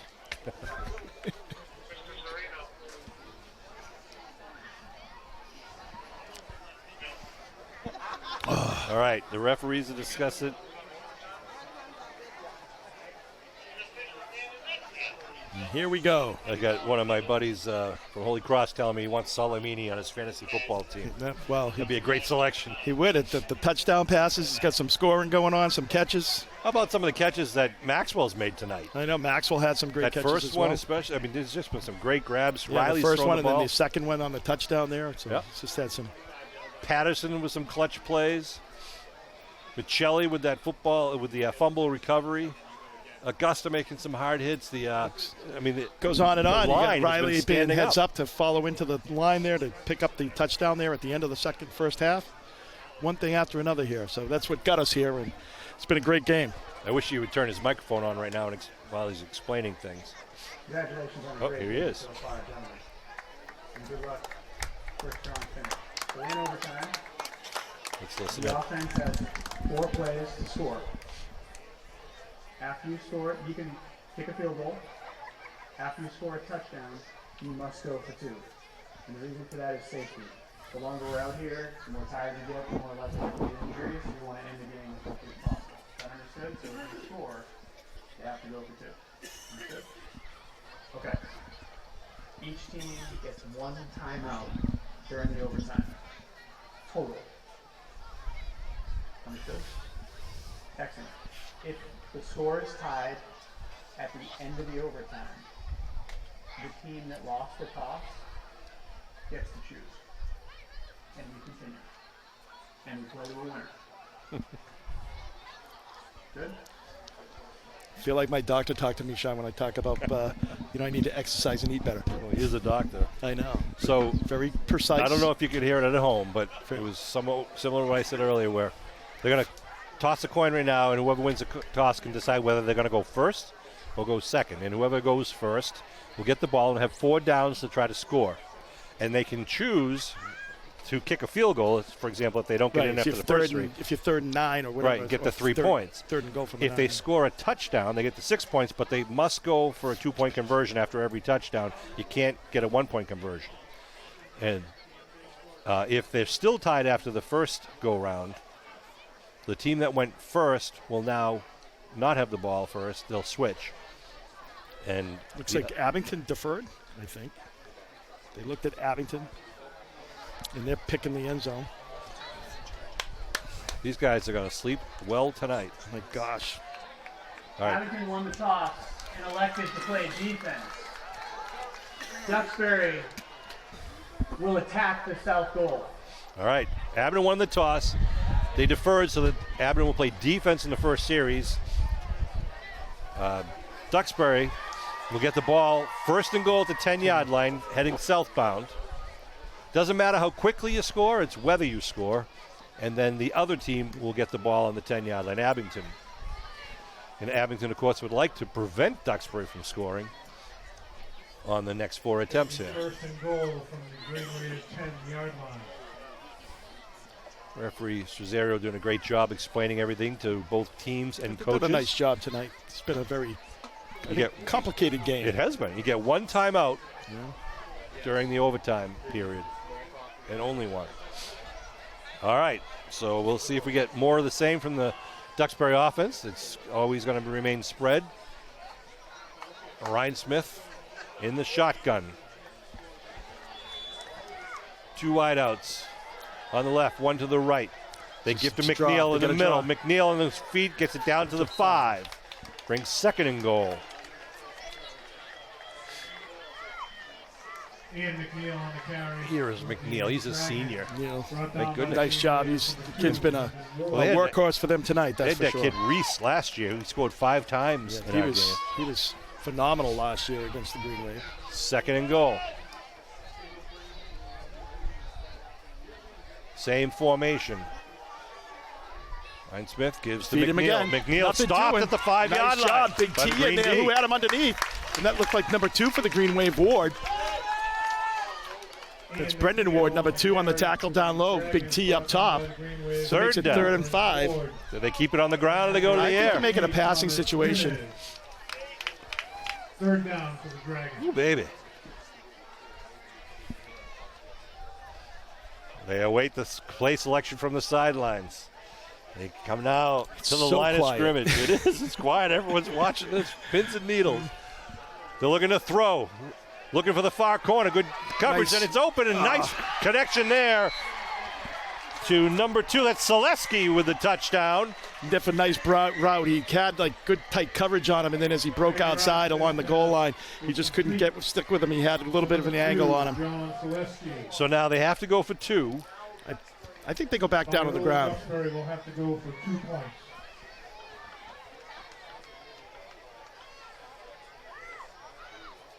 I would think they would, but let's see what they'll do. He might do the same type of play. Nice job by Selesky. Short-handed receiver for the Dragons. Again, we wait the play selection from the boys in the orange heads. If you saw the sidelines, you know what I mean, but we're trying to focus in on the line of scrimmage. Again, Neal is offset to the left of the quarterback. They go to throw. Same play, going to the corner, and it's going to be 2 points to Selesky. Hard pass to defend, and Selesky shows you why. So I it don't know puts if them up it must by have been 8. like a pick play or something there, because just got caught up there in the. So puts 8 points on the board for Duxbury, making it 44-36. And now Abington will have the offense, which is now obviously going to force them to get the touchdown and go for 2 to tie and bring us into a second round of overtime. Riley gets the play selection from head coach Ed Riley. Green Wave breaks the huddle. Abington fans getting behind him. Maxwell out to the far side. Patterson to the near side. 2 men in the backfield behind Riley. With Riley. Rolls. Looking. Steps up. Riley's on his feet. Gets tied up. Oh, he saw an opening. 9. Yeah, he saw an opening. Nice job of closing that down. Oh, there's a Duxbury player down. 25. Yeah, he's not getting up. Jack Cronin. What that does do is give Abington a little timeout here, though. 25. Cronin. Ball's at the 9-yard line for Abington. Be second and goal. You know, it's funny, all year, Sean, the last 3 weeks during training camp for these guys, it's been like kind of nice 75-degree weather, and then, of course, today was the first humid day. Right.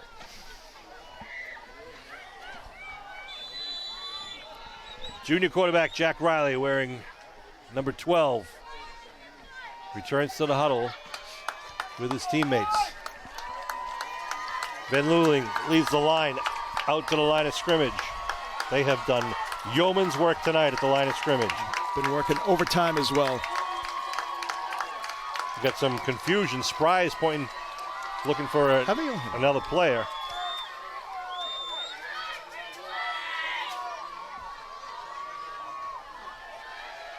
Riley takes the snap, rolls to the right. Got pressure, and he's going to be sacked back at the 24-yard line. It'll be third and goal from the 24. 20, they mark it to the 21. Big blitz there by Duxbury. A confusion by the Green Wave as to the personnel. Yeah, they need to give a little bit of help there in the inside there.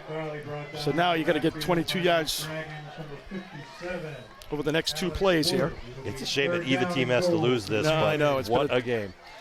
It's currently 44-36. And the Green Wave have 2 plays to get it into the end zone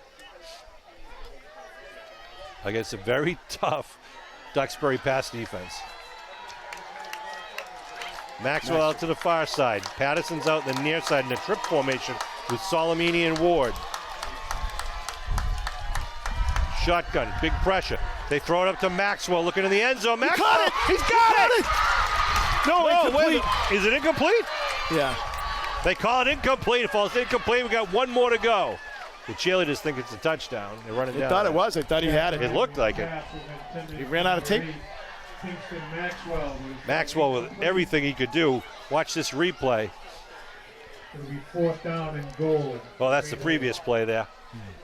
We'll get you. I thought Maxwell pulled it down, but just can't hold on to it. Ball at the 21-yard line.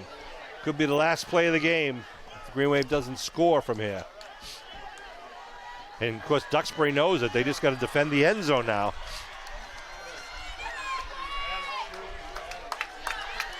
Solomini and Maxwell out wide left. And why are there whistles? Oh, someone called timeout. Duxbury called timeout. Timeout, Abington. That is their one and only timeout in the overtime period. Oh, Abington called timeout. Well, Abington's probably going to try to do the same play, right? I mean, it was almost successful there. See if they can pull another rabbit out of their hat. Or you do a hook and pitch. You could do that underneath. So it's so early in the season, Sean, too, whether you have all these, right, exactly. plays. I mean, obviously Abington's had a couple of trick plays that, have worked. So here's the replay of that attempt to Maxwell in the corner. Maxwell goes up and just didn't come down. He had a man right on him and another man on top of him. But great effort by Maxwell. Well thrown ball. And now we come down to a play that you need a little bit more than 21 yards to get into the end zone. But then you also need the 2-point conversion to go to the second round of overtime. If Abington doesn't get it in the end zone here, that'll be it. That'll wrap it up. But this is a game that they got to they cannot hang their heads. No, 4th and 21 here. So the Green Wave is, see what they can do. It'll be 4th and goal for the Green Wave. Here we go, sports fans. Flag down. Who moved? Looks like Abington's upset with themselves, so they may have moved themselves early. It's a 5-yard penalty. Dead ball. False Yep. start. So it's going to be 5-yard penalty. from the 26 now. Still 4th down.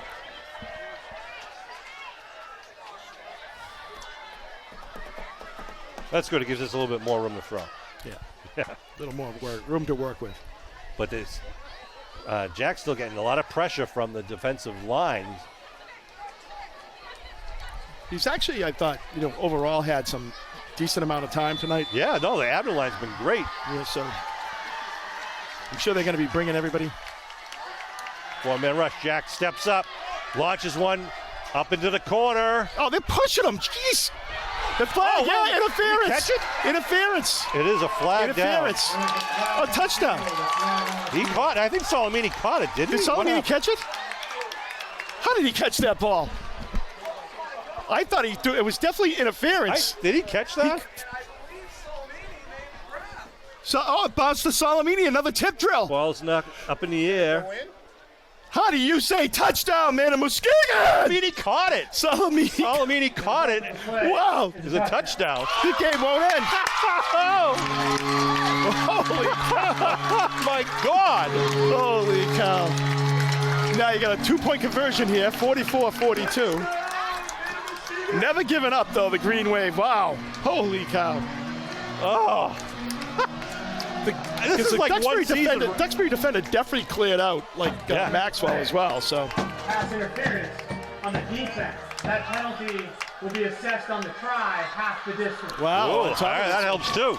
So instead of having it from the 3, you have it at the 1.5-yard line. Abington needs to get this conversion into the end zone to tie the game and go to the second round of overtime. Wow. And they'll have the ball first. If Duxbury prevents this, the game will end.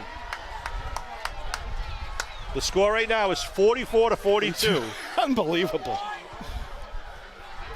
Wow. Crazy.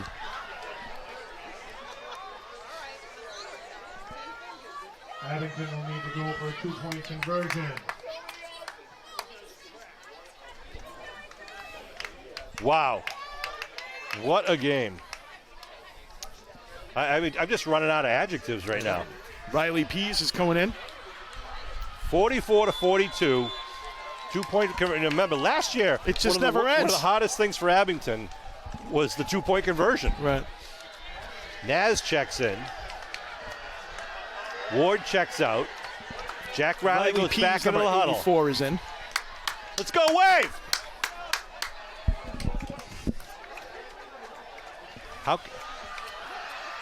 Green Wave coming to the line of scrimmage.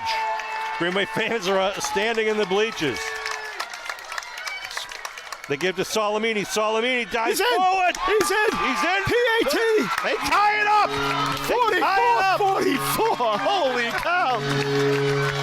The game that will not end. Salamini rode the rush. Holy cow. Nice job, just power offense there by the Green Wave, getting that 1.5 yards. Salamini just pushing that pile. Here's the replay. Great job by the Abington offensive line, just forcing it to happen. Now Abington's going to get the ball first on this second round of tries. So they'll get the ball again at the 10-yard line. and see if they can score, and if they go. Now, you have to go for it on 4th down now, right? That's what they said, right? So if it's 4th down, you can't kick a field goal in the second. That's correct. That's right, in the second round. So you get 4 tries. Why don't we just start from the 22? It seems like they do better there. Like, just, push it back. It is, how many times has that happened, Kevin, where they have got a penalty and then, boom, that big play when they were on their own 7-yard line, and Salamini threw to Patterson, a 45-yard pass.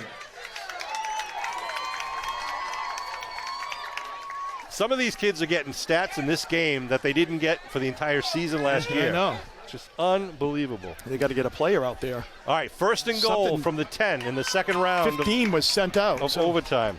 If you didn't come to this game, shame on you. We got Naz and Spry ready to line up in the backfield. Patterson is out wide to the far side. When you do the overtime, it's almost like a scrimmage, it feels like, It's like such a different feel. All right, referee Strozario's got everyone set. Salamini's on the right side, tight. Puts him in motion. Riley rolls to the right. To the left. Looking to throw. Goes under, throws it out of bounds. Smart play. Don't force it. The interception would be no score, obviously, leaving Duxbury with a chance to score and win. So it'll be 2nd down at the 10. Abington's been really focused on the run, Sean, here. I wonder if they would have, kind of like a pitch like they did to Salamini or something like that would be something that might work. You want a little razzle-dazzle, Cal? Maybe a little razzle-dazzle. 44-44. 88 points. It would be amazing to see the stats for Salamini, though. It's just an incredible game by number 11 for the Green Wave. 2 tips, like he intercepted the play, too, right? Diving grabs. All right, you got 2 receivers on each side. Now they put Patterson in motion to the left. They pitch to Naz. Fumbles. Uh-oh. Who's got it? I don't know. It doesn't look good, I don't think. It was kind of behind Naz. Abington's got the ball, according to Jack Riley. So third and about 16. Yep. So retained possession. That wouldn't have been the end of the game. It just would have been Duxbury. It would have had a chance Duxbury to score still has and win. to score, right? Right. So even if Abington doesn't score, the game's not over because Duxbury would have to then score in the second half of this second round of overtime. So as Abington likes to do, they move backward first before they score. It's a trend. Yes. So the ball is now back at the 17. Move backwards to, get them to get the defense to get overconfident. 3rd down. Duxbury's got to be saying, protect the corners of the end zone. So these guys are exhausted. Maxwell on the left side.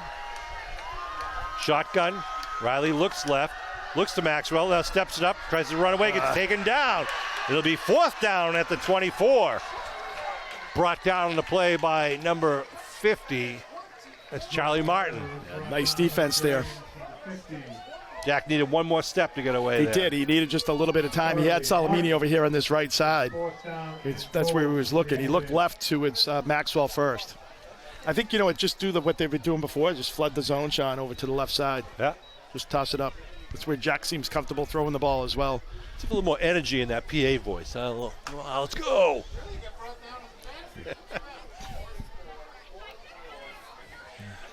All right, 4th and goal at the 23. If they don't score, Duxbury gets the ball and they have to try to score. 4th and goal to the Green Wave. Maxwell out to the far side. We got trips right on the near side with Salamini, Patterson, and Ward. They show blitz. Riley scrambling, sets up, fires it downfield, and it's knocked away. The ball incomplete. Just knocked away. Patterson was there, just waiting for the ball. So nice defense. So Abington does not score. Defense. Duxbury holds. Second round, and now Duxbury. If they score, they win the game.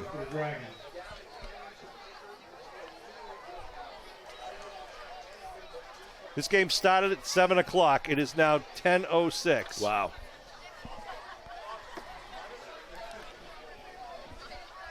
Everyone's not going to believe that they were actually here this long. You're going to go home.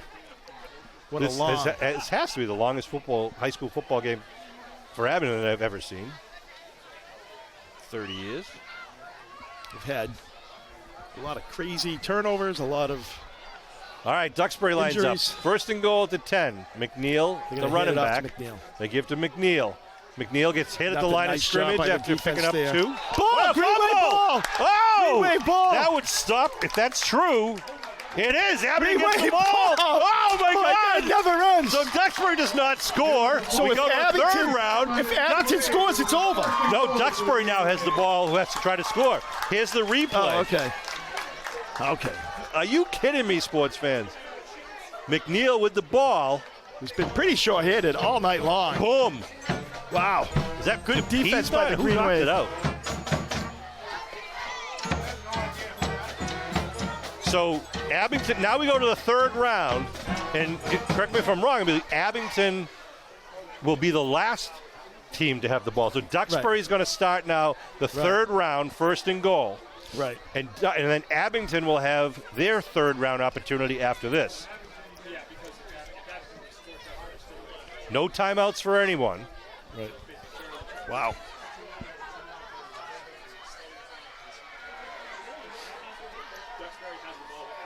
Whew. All right. We go to round 3. The referee still explaining things to the Duxbury coaches. Make sure everyone. It'll be first and 10 for the Dragons. He's going to take a little break here. I think Get he's water given, break, which is probably a good I think idea. that's great Yeah, because he mentioned break. safety earlier. Right. He's going to get both you need teams to a get water these kids break. hydrated. These kids have all had like issues with hydration. Hey, already. kudos to referee Strazerio and his crew. That's a nice job of management. That is. It is very good. So both teams are going to be given a water break here per the referees. No timeouts left for either team. Both teams are now being given a water break. With that turnover by Duxbury, it is essentially starting a new period. Abington has elected to be on defense, so they will have the ball last. That's right. First and 10 for the Dragons. Wow. Chris Abington Nagel lives to getting play the another day information where it correct. looked pretty bleak there, Sean. The Green Wave comes up with a big turnover. For the third overtime, Third overtime. My goodness. has elected to play defense. Abington is elected to play defense? That's right. Okay. We're gonna get it the second half of this overtime.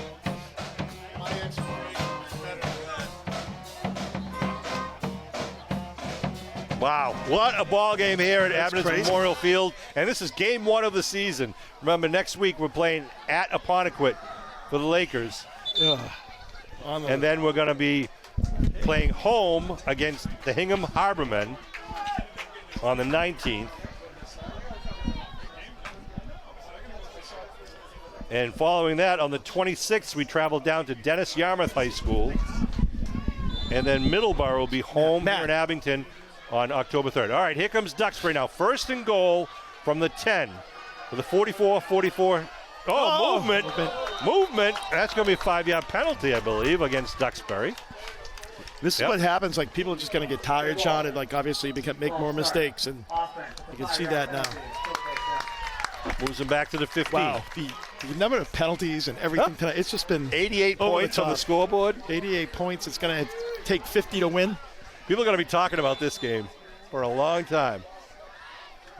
There's going to be 10,000 people said they were here. First down and 15 for the Dragons. Unbelievable. We've totally messed up WATD's play schedule tonight. They probably had like car talk come on at 10 o'clock or something, right? All right, second down and goal from the 15-yard line. Again, McNeil standing next to the quarterback, Brady Rhinesmith. Rhinesmith to throw.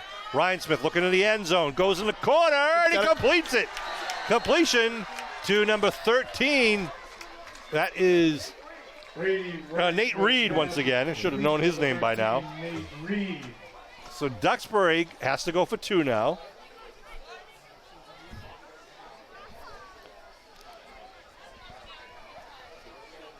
And obviously the Green Wave. They're going over to the left side, to the left hash. Trying to make it to the wide side here. Green Wave would love to prevent this because then they can go for their touchdown and go for the 2. But Duxbury's been successful at the conversions tonight. Tight formation this time. Looking for a run. Oh, flag. What is going on? Time. Oh, they gave. All right. I thought they didn't have any more timeouts. I didn't think they did either, but apparently they gave Their each. only timeout of the overtime.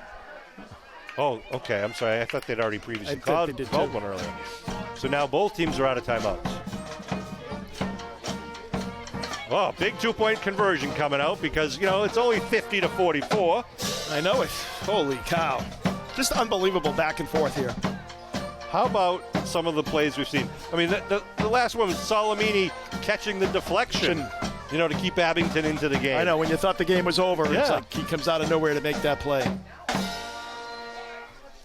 This is And the play before that was so close to Maxwell holding on to it for a touchdown. This has been a game of superlatives. It's just unbelievable. That was the Abington Green Wave marching band. Let's give them a round of applause. They've been out here all night. You can see the fans have moved down towards the end zone. All the action being down there. No time on the clock.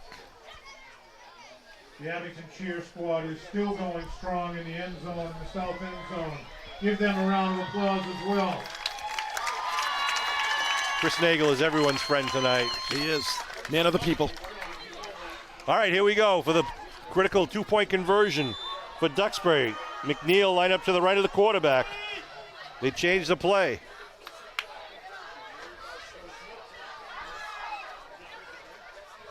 They wait for the play to come in. McNeil shifts to the left side.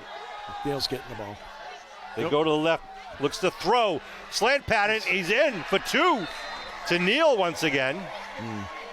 Nice looking play. Two-point conversion was complete to number 13. And the ball will now go back to Abington. So 52 to 44. The Green Wave needs Abington to. will now get the ball on the 10-yard line. Abington has to score and has to get the two-point conversion. I like the college to 25-yard better. Yeah, opens it up a bit. But yeah, I just think it seems like a more like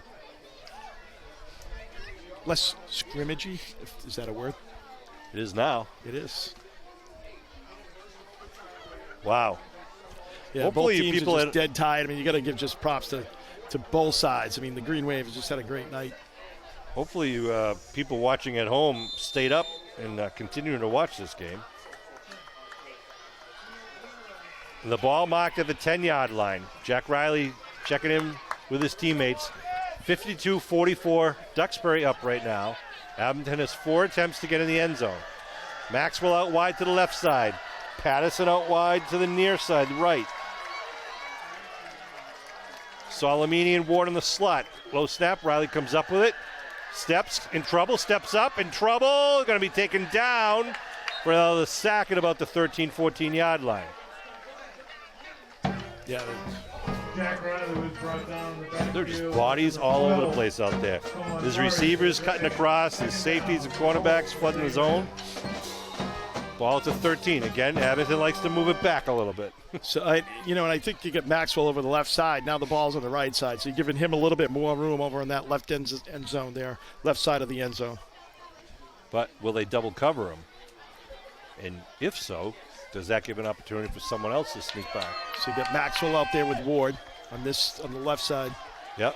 See if they put Ward in motion. We've got Salamini and Patterson in the near side. Naz in the backfield looking to throw. Jack looking to the near side. Jack stepping up, looking for an opening, puts it up high, and just looking for Salamini in the back corner. Just goes over his outreached arms there. Would bring a 3rd and goal. These guys are exhausted out there. It's just been rightfully so. In a 3.5-hour high school game, usually it's 2 hours. It's 2 hours 10 minutes. 52-44.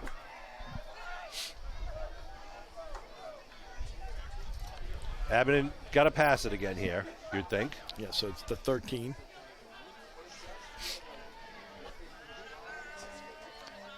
A hush again over Memorial Field from both sides. Now the fans start to light It's louder inside the American Legion than it is in here tonight, Sean. We got 3 wideouts to the far side. Riley runs that way. Trying to get some time, trying to get by some time, steps up and gets taken out of bounds. About the 8? Oh, they mock him at the 12. 11. 13. What? The 12. Wow. That's going to set up 4th and goal from the 12. Riley didn't see an opening, so wasn't going to force, put up a ball that might be an interception. Now you got to do it on 4th down if there's no opening. In the end zone. 12-yard line. Now does Duxbury stay with the 4-man rush, or do they try to bring in an extra body and rush it, and perhaps take one guy out of the secondary, or stay back in the secondary?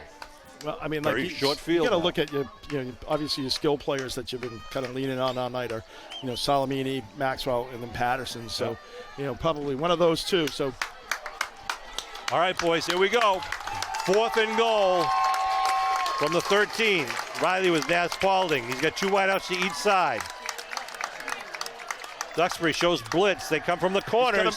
He throws it. He connects. And it's going to be just short. At the 1. Patterson at the 1, and that will end it. But what a game. Again, ironically, 1 yard away as they were in 2013. The final score is going to be Duxbury 52, Abington 44 in a tremendous high school game. Abington wanted to challenge themselves by taking on one of the best teams in Eastern Massachusetts, perhaps of all of Massachusetts. Yeah, just a great game. Stood up and had a great game. Just a battle between 2 great teams, and got to give credit to coaching staff, but also the players and everyone involved. It was just a great game. In this game, even though it's a loss for Abington, is going to give Abington a lot of power points as they move forward. In the ranking system for the playoffs as we go. And it's also going to, I would think, send a shiver down the spine of other South Shore League teams about how well they played tonight. So, congratulations to Duxbury on a come-from-behind victory for Duxbury. And congratulations to the Green Wave for just so proud and impressed with these guys. Amazing. Good game. Any final thoughts there, Kev? I know you're You know what? I think we talked about, the things that coming in tonight, the skill position players. But, the Green Wave offensive line, defensive line did a great job as well. So, you got to give credit to the whole team as a whole. But, it just really bodes well, I think, for the for the rest of the season. Really? It does. The things that, they showed tonight. And, even though when some of the starters had to take a break because of cramps and whatnot, when the second string went in there, they were playing against some of the best guys on the South Shore. Well, and the thing is, you have a lot of kids that were sophomores out there playing, so it's kids that were sophomores and really not, probably thinking that they had any intention of getting into the game tonight. What an effort, though. Salamini, Spry, Patterson, Maxwell, Riley, Michelli. The line was tremendous out there, and again, worth the price of admission. 52-44 is the final score tonight. I had 97 as the over-under shot. 96 points 96 on the points. scoreboard. I never saw that before. Wow, this is a great game. Well, my thank watch you, everyone. battery has died. It's 10:20 in the evening. Well, I want to thank everyone for the cable TV tonight. They did a great job, and everyone, the players, just a fabulous game. If you enjoyed tonight's game, get to the next game. Get to as many of these games as you can, whether we're away or home. Again, next week we're away down in Lakeville at Apponequet Regional, but we'll be playing a really tough Hingham High School team here. Check the schedule. Come up to the press box. Say hello to Matt and Sean and Kevin. Thanks for tuning in. I want to say, again, once for the final time, the final score, Duxbury Dragons 52, Green Wave 44 after 3 overtimes. Thanks for tuning in.